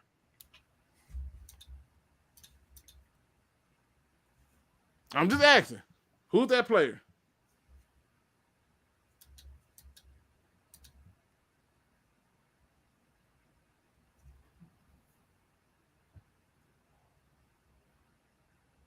I'm just asking. I'm waiting on the answer. Who's the player that teams come in and say you have to stop him? See what? No. I said on defense. I was very clear. On defense. Who's that player? See, I can name those offense. Ain't nobody coming in saying you got to. Who's coming in saying you got to stop Jameson Williams? For real. Who said who? What team you think? Okay. No, I think it just says Williams. No, he said, I said defense, but then he went to offense. Then I realized he was talking about Jameson Williams, a guy who just came back, who's got a total running back. He's got like 24 goddamn snaps. And come on, bro. I can't with this. Rodrigo, man, what? I haven't even heard Rodrigo name in like 4 weeks. He did mean the running back. He meant the running back. Oh, he meant the running back. Oh, okay. Yeah. But I'm talking about offense. So they are planning for Hutch. Are they? Got it. They're planning for Hutch now. I got it. And you believe that the teams are coming in saying that he's the guy you got to stop. That's the one. He's the one. Okay. Good grief. Okuda. Who the hell is playing for Okuda? Okay. All right. The link is in it. All I need y'all to do is hop on this thing so we can have a conversation about this. And I'm not like I literally, and again, what I said was when you look at his drafts, you can have, he came in. My brother, I love me some you right now. Dr. Detroit is in the building. Go ahead. Let me have it, Doc. You got it. The floor is yours. Oh, can you hear me? Yep, I can hear you. Oh, sweet. Yeah, no, dude. If you're telling me that teams aren't planning for Hutch, then why the fuck is everybody double teaming him, Luke? You don't double team any player in the NFL unless you've planned for it. Mic drop, bro. I'll wait. I believe that not only is the double team stat overblown and inconsistent in this. It doesn't matter if they're overblown, dude. He's getting double teamed. It's a stat. It's a real stat, and you planned for that. I'll wait. Every time he said, I'll wait, I started talking. Now watch this. As I said before, he's not getting double teamed as much as you like to think. In fact, most of the time, those are just the way the play is drawn up on the other team's side of the ball. And they're not trying to double team him. When he gets his one-on-ones, and he gets that quite often, it's very evident. He's not winning those one-on-ones. They are doing things to get him into the position to get those sacks a lot of times by stunning him. And when you look at the other guy who has not started a single game, who's got 5 sacks already, which I've already said, if I give Brad Holmes credit, it's that guy because he's something different. The whole name, The Problem, is perfect for him. He's a real problem. He's a pure pass rusher, Luke. And absolutely. while the offensive line is paying attention to McNeil, to Paschal, to Hutchinson, that other side of the ball is getting off. Come on, dude. Nobody is saying that you don't have contributors, right? Even every team, the loneliest trash teams, have contributors. What I said is there is not a perennial player on this defense that he has brought in. And when he came to this team, the number one issue with the team was defense. Am I right? By the stats, yeah, that's accurate. No. By the same stats that you just told me are stats that are real stats. Those same real stats. Yeah, I just said you're right. Yeah, okay. That's right. Okay. So when he got here, the defense was bad. And after the first year, the defense was bad, right? Right. And the weakest part of this team still now is what? Luke, you can't fix the whole fucking team in one season, I didn't ask you that. What I asked you is the weakest part of this team is what right now? Probably, I would say the defense. I would agree. Okay, so stay with me. Stay with me. We know that he went out and he got 10 draft picks for the defense, right? 10 out of his 15 picks were for the defense, right? Yeah. Okay. Out of those 10 picks that he got for the defense, how many of those are perennial players? Man, Luke, you don't hit on 100% of them, I'm not asking you to hit on 100%. I'm asking you which ones are perennial players? Okay. How many of those are perennial players? Hutchinson. Okay, you got one. All right. Paschal? No? Go ahead. Go ahead. Yeah, Paschal's rated high, dude. I don't know why you're laughing. Rated high by who? Pro Football Focus? The same one that told you that Kirby Joseph not just Pro Football Focus. You can go on many different sites who rate these things, not just PFF. Okay, and they're all saying he's playing well within his range of what they were expecting. This is Luke. This is by far, okay, after watching and going and attending, I don't know, man, 30, 40 drafts, okay? This is by far the best draft class the fucking Lions ever had. And how you can sit here and say and question this draft class, dude, it has everybody questioning you. I mean, arguing with this draft class, even the defensive players we got, the whole fucking nation is saying it's great. But Luke G, nah, dude, he's got a problem with it. It's nuts, dude. And it's just nuts. And I love you, but it's nuts, bro. But it's only nuts when you don't look at the whole picture, right? And when you go through and you look at the whole picture, because it's not just a draft class, it's also free agent moves, it's also trades and things like that. And what I'm telling you is when you look at this team, the same problems persist in 2 years. These same people who are making those arguments were saying fire Dan Campbell. And I'm thinking to myself, he still has them performing and playing hard on especially on his side of the ball, the offensive side of the ball. And when I look at Brad Holmes, we'll dive into that. Wait a minute. I'm on your boat on that one, but that's wait a minute. When I look at Brad Holmes, my major criticism with Brad Holmes has always been he did not do enough to address the biggest problem with this team. And those problems are leading to us now having to fight and claw our way into a playoff in a season where you had 9 home games. 9. And you played a bunch of bottom-feeding ass teams. And on top of that, you played, I believe it was 6. You had 6 of those 9 games where it was against teams who were in the middle or the first year of their rebuild. And so all I'm pointing out to the people is that not only is it not ludicrous to think this, it's to say, you know what? It takes 3 years to build a defense. Baloney. I've seen teams do it in 1. I've seen them do it in 2. Not the and what Lions. They did, you said that's a lie? Not the Lions. No. We don't get to use the Lions. New Jersey. Like, come on. We don't get to use the line excuse. Yeah, that tight end pick still pisses me off. Then don't. But that's the reality, and everyone knows it. I mean, that's your narrative. And here's the other narrative that's a fact, buddy, is that you're trying to say that, oh, man, everyone just knew that the Detroit Lions, after a 3 fucking win season, is going to be a playoff team because they had a draft and they had $5 million to spend in free agency with no real free agents that would really help this team that would come to Detroit anyway. So it's a crazy narrative you got whipped up in your mind anyway, because the truth of the damn matter is no one, including Brad Holmes, expected this team to be winning past 7 wins. And everyone could say what they want, but they didn't realize that Brad Holmes would have hit on 6 starting players in this draft. And all the players from the last draft. Who are these 6 starting players? Where y'all get this from? Who are these 6 starting players? Well, let's see. Let's go through it. Hutchinson, one wide receiver. He's not a starter, but I'll let you have it. Timo's not a starter now? Oh, he's starting now? When did he start that?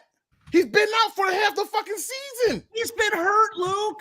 And when he got back from the injury, was he starting? He scored a touchdown on his first catch. His first catch. Was really he starting? Argue he's not a starter. Was he starting? He's going to be one of the best wide receivers Was in the league. he starting? I'm not talking about what he's going to be. We talking about this year. Was he starting? Was he starting? He has not started yet. You want to argue semantics, dude. No, it's not semantics. This is fact. That's the thing.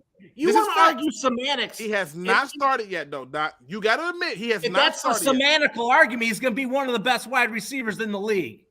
He has not started. So we got Hutch, one. Keep going. Who are the other starters? Paschal. Oh, he's not a starter either, huh? Malcolm Rodriguez. He's not a starter. Malcolm Rodriguez started because everybody else was hurt and dead. What are you talking about? The linebacker core is still trash, but keep going. Oh, he's rated one of the top players in the fucking league right now. By who? By all kinds of people who all rate kinds people. Of people like who? All kinds of people not like Luke who? G, but everybody else. How about that? No. By who? Give me the source. Give me the source. We can look it everybody but Luke G. How about that? Give me the source. Just about everybody in the fucking NFL except for Luke G. Just give me the source.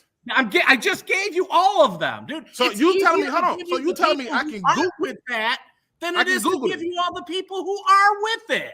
Wait, so I can Google that Malcolm Rodriguez is one of the top players in the league? Because, dude, you would stop talking about it if you did. Wait, so I can Google it, right? Right, anybody can. That's why they're in the chat blowing you up like you're fucking nuts. Listen, the chat is here for a reason. This is the whole to let you know just how fucking nuts you are. The chat is here for a whole reason, to have the conversation. But what I want you to do is I want you to stick to the script, right? AKA, I got the script. You're full of shit. So tell me the source. What's the source? Who's got him rated as the top player? You can go to 100 sources. I guarantee you. Go to Yahoo Sports. I guarantee you, he won't even make a popularity vote of Pro Bowl. I guarantee you that he won't even be an alternate for a popularity vote of Pro Bowl. Dude. He won't be second team or honorable mention All Pro. Who in the hell got a guy who can't make a Pro Bowl, who can't be an All Pro, who can't be a second team All Pro, who can't be an honorable mention All Pro? Stay on script there, Luke. He's a rookie from the 6th round, Luke. Stay on script like you say. Did Brad Holmes do well with the 6th round pick? You bet your ass he did. Got him as a top player. This narrative is bullshit. This is like you have nothing second grade to narrative prove it. shit. You have nothing. You have nothing to prove it. Okay, I got nothing but Rodriguez starting in the middle, and they're making a run for the playoffs while you're talking about how Brad Holmes didn't do his job. But Malcolm's starting every week, and this team's making the playoffs. I just want to know who are the 6 starters. You name them. I ain't gonna say nothing else. Name Mitchell. Did Mitchell? Hey, how about Mitchell? How about them tight ends? Oh, they suck too, I bet, eh? The ones that just won us a game. Got it. Okay, I'm listening. Keep going. Okay, so you got Hutchinson. Won us a game, right? You got Hutchinson. You got Pascal, right? You got who else? What you got? Hutchinson, Pascal. You got Mitchell. Yeah. Who else? The other 6 starters. Rodriguez, 5. I said. Rodriguez. Okay. You said 6. I said 5 or 6 starters. No, you said 6. But if you want to change it, I'll allow it. You want to change it to 5? Look, we got 5. We got 6 starters. You got Williams. You got Hutch. You got Rodrigo. You got the safety. Mm-hmm. You got the cornerback every now and then. I don't know if he's starting because of injury. What might be, might not be. I don't know. He's on IR. Right there. Okay. And then Paschal. There's 6. All right. Have we ever gotten 6 players in a draft in our history that started? Ever? Your start. Never. Your starters are starting because people are hurt. But and they're making the playoffs supposedly, right?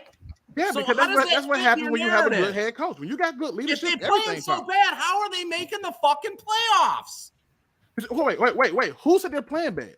I said you have contributors. But my issue with Brad Holmes is he did not do enough to address the weakest part of our team. We are in year 2, and it's still the weakest part of our team. What's he going to do? Luke, okay, to your point.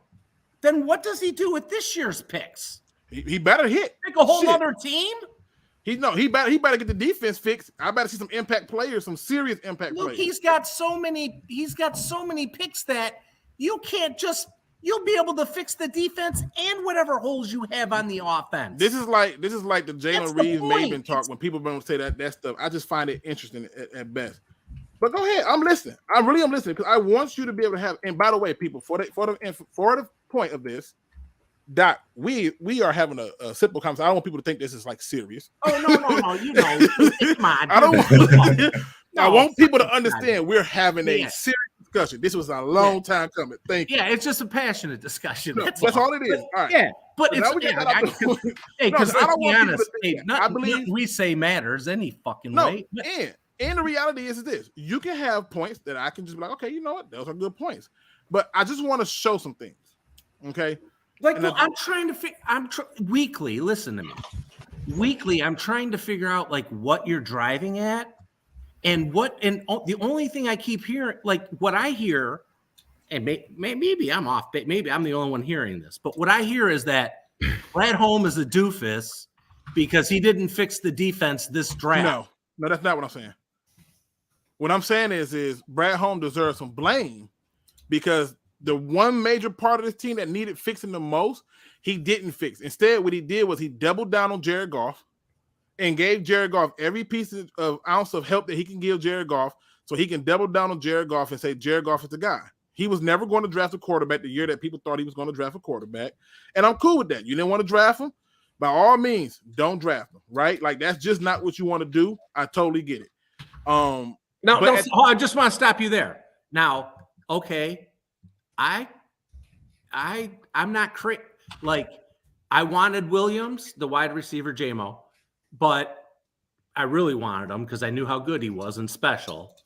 But I'm not crazy about this whole love affair with Goff. I'm not gonna lie. But go on. Other than that, yeah, I kind of agree with that. But go on. And so when I go through and I look at this draft, right? Because the thing is this. I talked about it, period, that I wanted to get starters, right? And I said, I'm not looking for people who are getting in when people get hurt, right? Because Kirby is only starting because Tracy Walker got hurt. And then what happened was, for some strange reason, I don't know who the hell I should ask this question to, Dan Campbell, more likely him, because whoever thought that it was a smart idea to put Juju Hughes in over Kirby, okay, like, you drafted him in the 3rd round. Either he can play now or he can't. And if he can't, that's a problem, right? So off rip, one of the things that I do, and I see you in the back, Wave Gang. I just want to make sure we had this conversation. So one of the things I do is I like to look at things, right? I give you Aiden Hutchinson is definitely a starter, right? Everything says starter, right? Every single thing says it. Like, you can look it up. You can see it right here, big as day. 14 games, 14 starts, right? Like, that's just facts. We cannot get around that. When you go to Jameson Williams, we know he's been hurt, right? Like, I know he's 100% been hurt. But when people tell me he's a fucking starter, I know that's bullshit because he has not started yet. He just hasn't. And I'm not saying that he won't start eventually. Okay. Yeah, you still got a case of the ass with Brad because he drafted hurt players. I get that too. But it's just the facts. Let me get this off. I'm sorry, guys. Let me get this off. Dr. Detroit, I see your point, Luke. I see your point too. But Dr. Detroit is right as far as these guys that we drafted. What were some of the qualities they had? There was leadership. It was guys that. So some of these guys are actually stepping into this role and accepting the responsibility to produce. Now, albeit I did not expect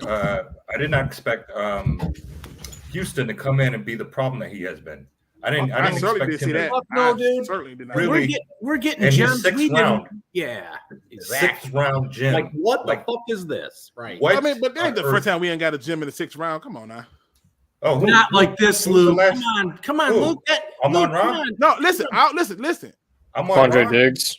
We can go through some history on it, but I'm just telling you, it ain't the first time. But I'm hearing what you're saying. Go ahead.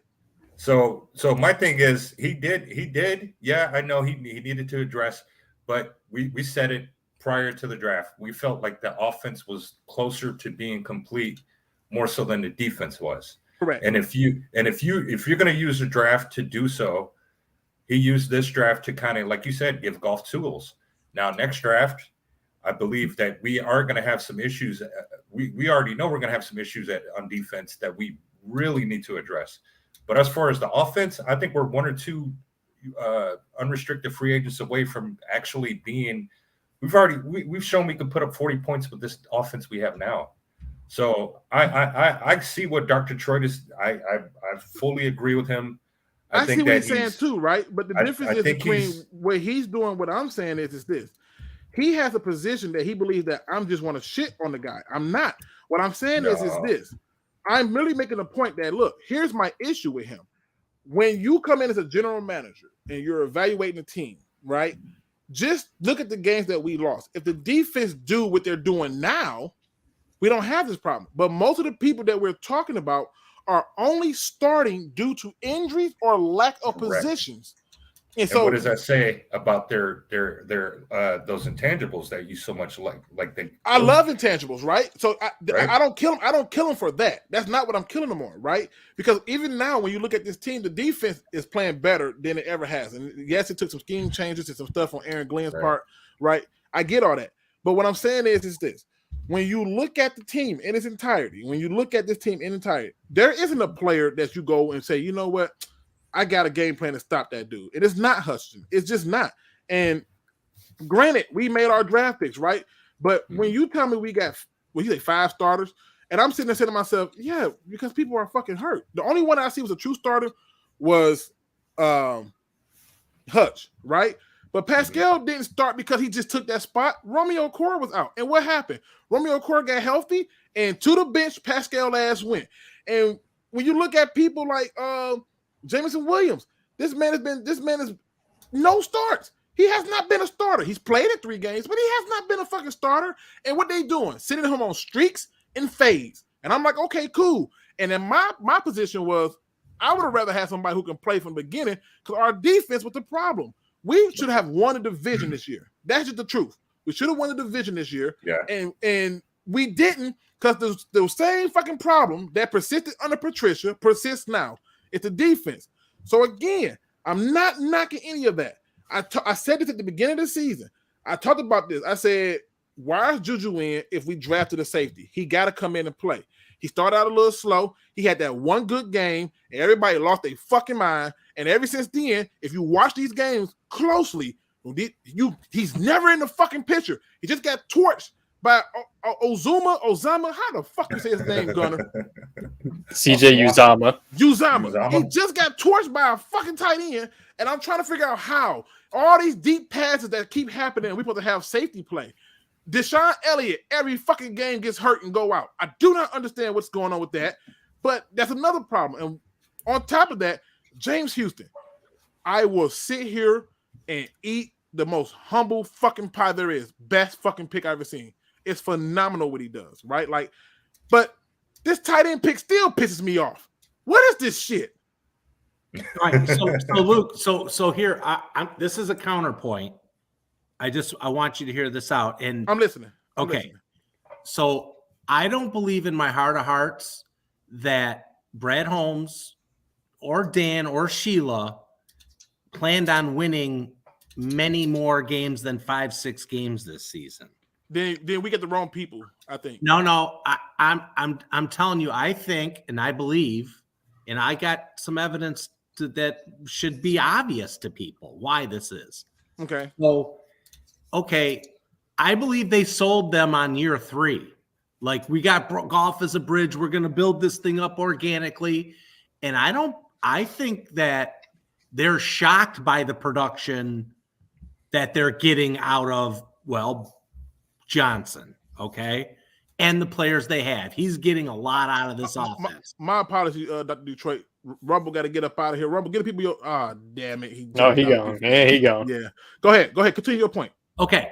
So, and the reason why I say I believe this is because he did draft players that were hurt that he knew he wasn't going to get until week 10.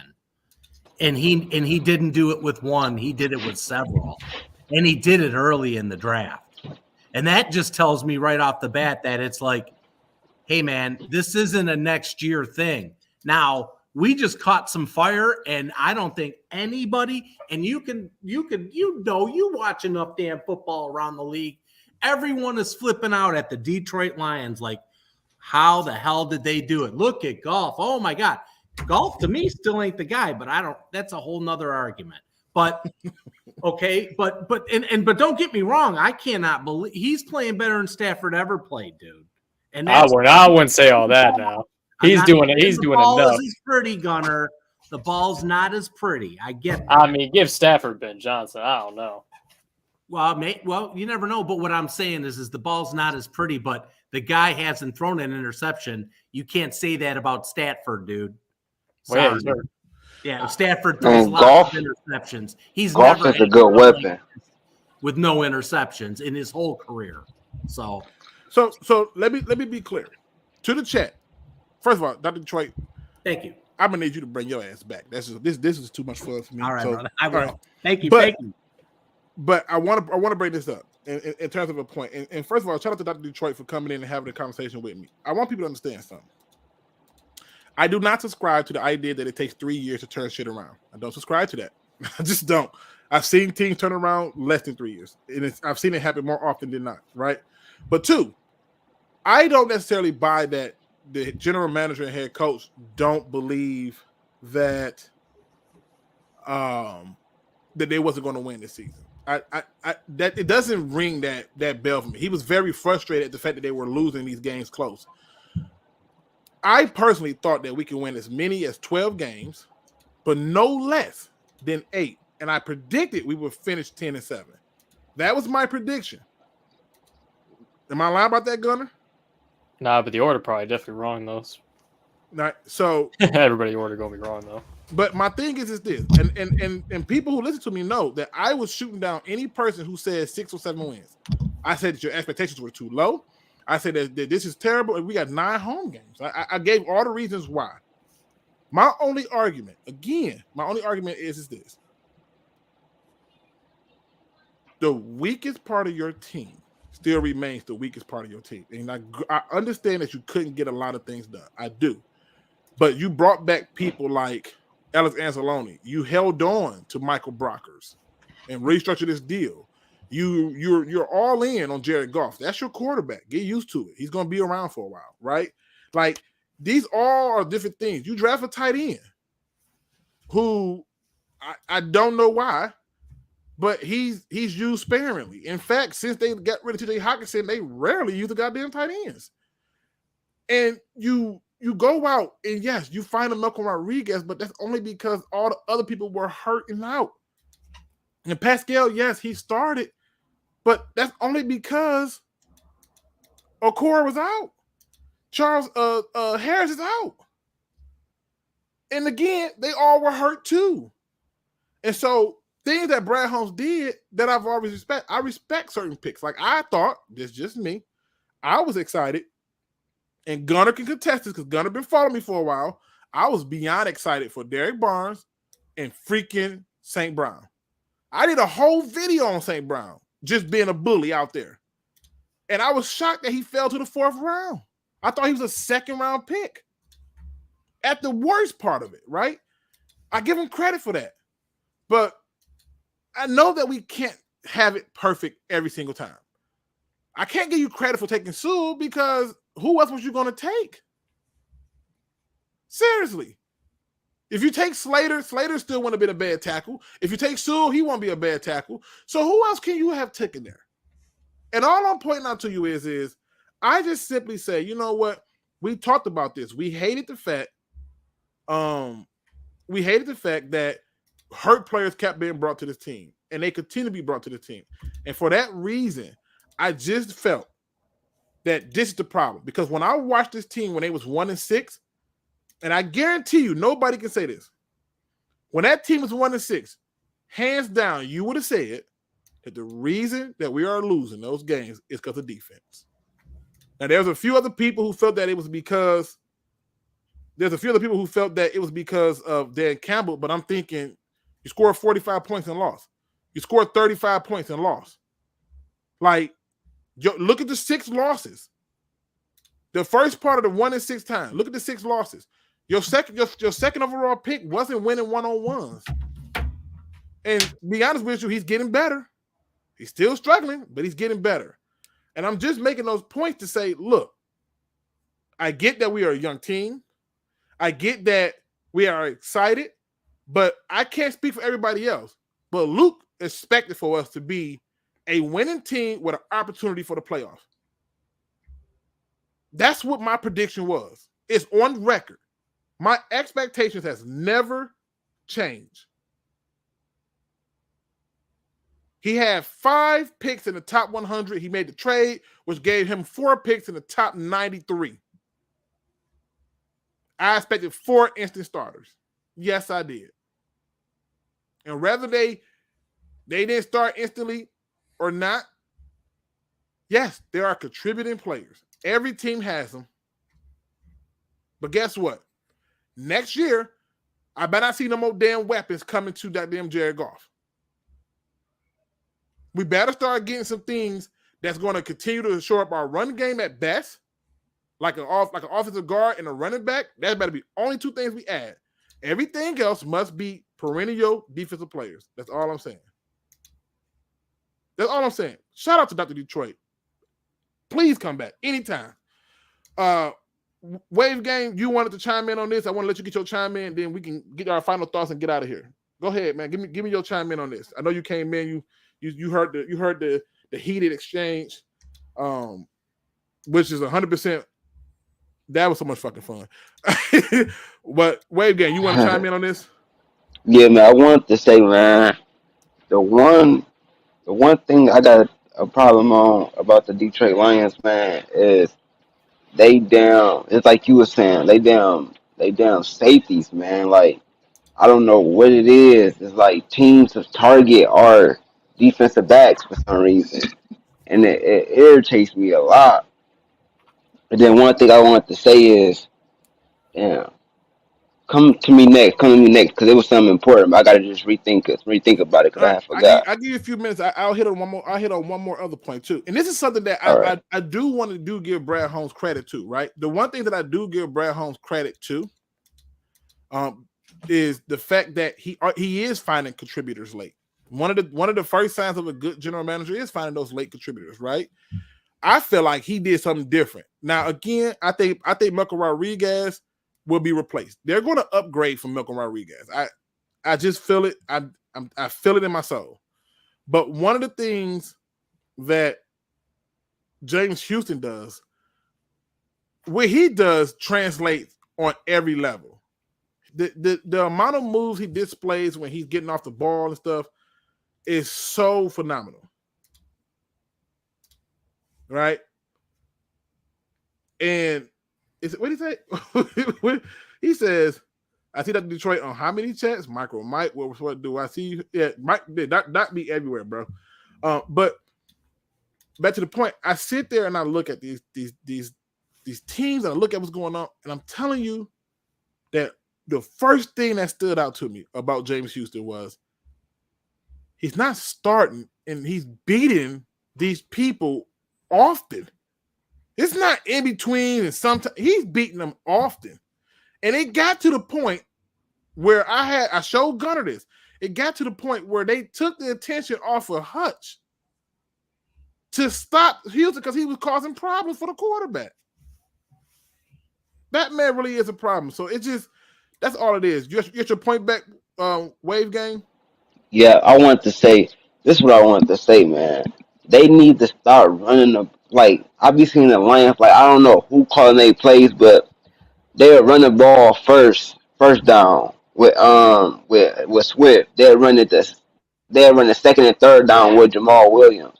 Bro, stop running it with Jamal Williams, bro. I don't know why they keep Jamal Williams, but he's not a good running back to me. It's like he only can get a big run when it's like first or second down. When it's third down, they stop him every time. I don't know why they keep running it with him.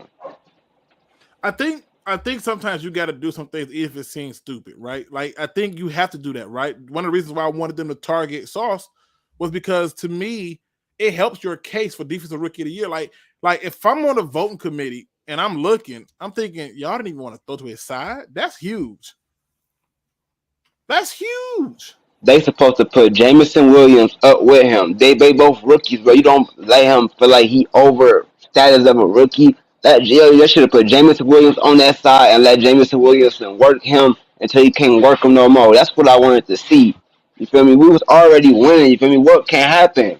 Like, and the thing I hate about Goff, I think Goff having a hard time connecting with Jameson Williams because Jameson Williams is too fast. Because if you see on that play where he targeted him, Jameson Williams would have scored that if Jared Goff threw that ball ahead of him. Jared Goff threw it behind him, so he had to turn around. If he threw that ahead of him, that was a touchdown. Hey, listen, sure. I get it. Izzy says, I remember folks wanted Lewis Cine at 32. I would have did it. I mean, you couldn't have predicted that he was going to get hurt in the season. But at this point, we don't took half the goddamn draft with hurt players. Like Williams was hurt, Pascal was hurt.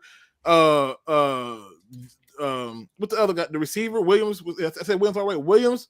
Oh, it's two damn Williams. Holy shit! It's Williams, Jameson. There's two Williams. There's two James. Like yeah. It's so I'm confusing the shit out of myself. But yeah, you get my point. The tight end, the receiver. We had a few of them that was hurt, but that's not the point. We couldn't predict that they would get hurt, and that's the problem. Shay says, I don't know why, but it feels like Luke has a grudge against Rodrigo. Rodrigo to me is he is about as okay of a player as you can get. He's not somebody like I feel like if he was on any other team, he doesn't start. He's on the practice squad on any other team. I'm sorry. No, Rodriguez, that boy.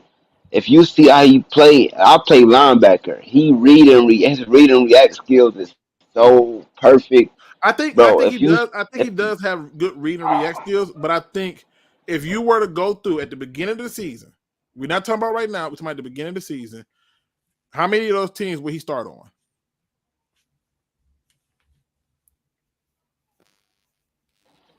Just saying.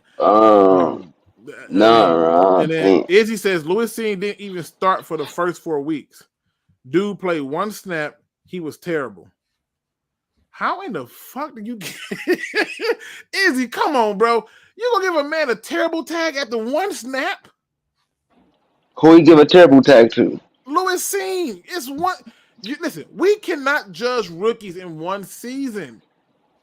We cannot do a full judgment and be like they garbage. That's why I haven't shitted on nobody to be like, oh, he's hot garbage.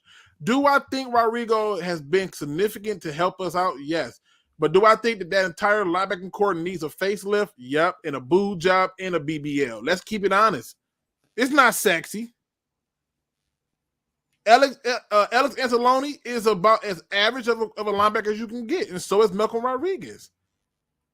So is so many other people, Jared Davis included. He hasn't been living up to the bill because he's a run defender, but that's not the point. Derek Barnes has not been consistent. I mean, that's all I'm saying. People, it says Luke just wants a number one pick on a linebacker like Ray Lewis type. I do also, but I want a dog. I want a person that, like, for example, if I were to go through, and just for you guys in the chat, we're doing an experiment, right? We'll do a quick experiment. I want this for you guys in the chat. If I were to ask you who's the dog on the Raiders defense, who would you say? Who would you say, Gunner? Who's the dog on the Raiders defense? Oh shit, probably Nate Hobbs. Okay.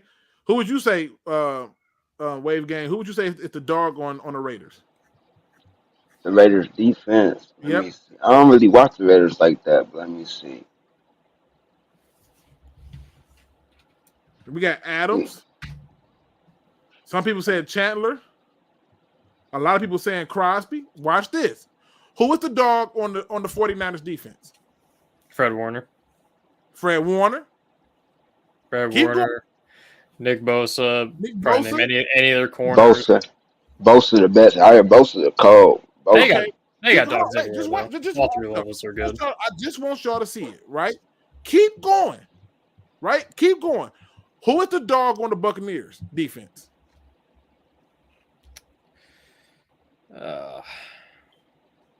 I'm just telling you.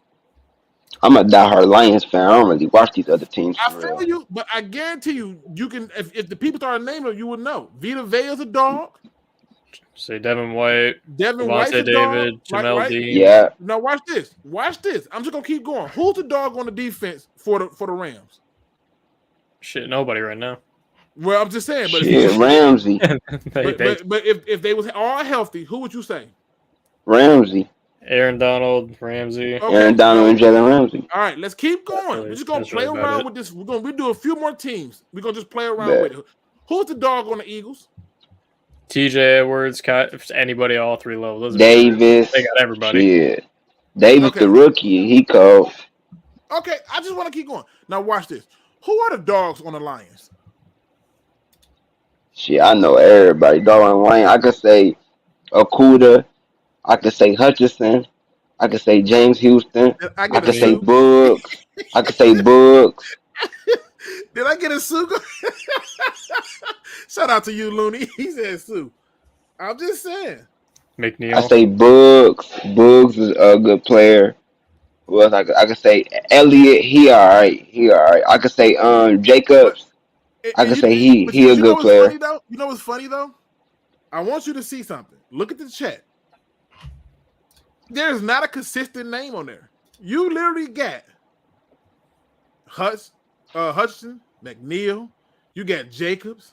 You got you got all these different names. It's not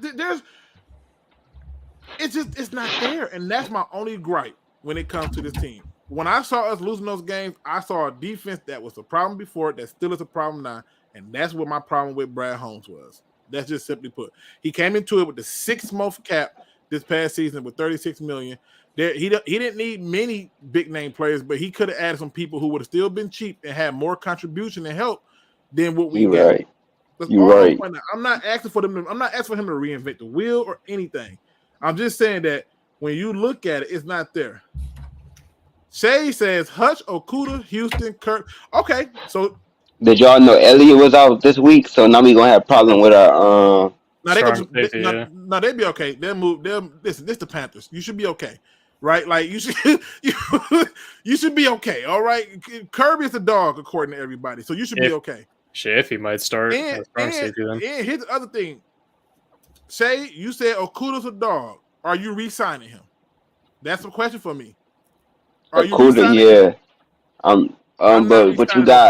But you got Tracy. You got Tracy Walker coming back. So I'd keep Tracy Walker and not sign him. Well, I don't know, bro. Okuda is a good. He good. Okuda is good, but he's not an elite. He's not a superstar. You feel me? He just a regular good corner. First of all, shout out to Mike. Michael say dog, not Will Harris. Bro, I hate Will Harris. No, that boy. Oh my God, he get mossed every game. Why is he here? Why is he still here? Listen, I don't know. I want to point this out. Shay, I have so much respect for you because you were at least willing to say, yes, I will re-sign him. So now I understand why you think he's a dog. No problem. We got to get into the final thoughts. I was on longer than I want because I had so much fun with Dr. Detroit and also with, Gunner, Wave. Let me take this off the damn screen. My bad. Wave Gang Podcast, who has a channel. So, go over and get you some fun. And obviously Rumble was in the building with me. This was a good day. Warrior and Harris got to go. Damn. Can this Wave guy stop talking? Their contract. He entitled to have his opinion. You know, we give him a little Dang. bit. Yeah, I mean, I'm cold. Damn. Sauce Gardner is how a cornerback taken in the top 4 is supposed to play. Okudah isn't on Sauce level. And we talking about re-signing him, though.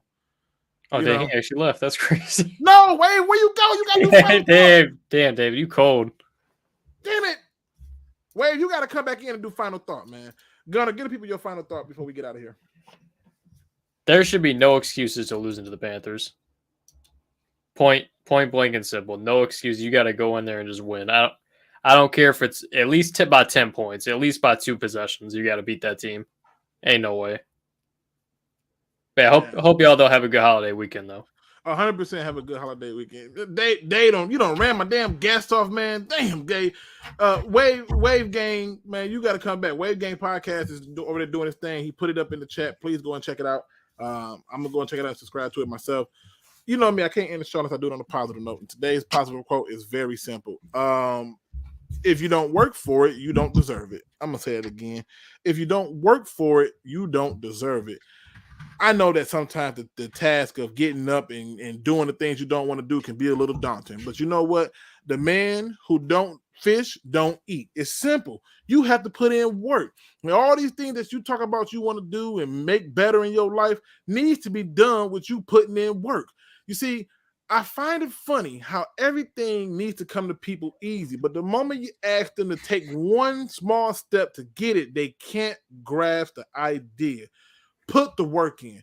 Bust your butt off and make it happen. Stop making excuses. Stop finding reasons to not get it done.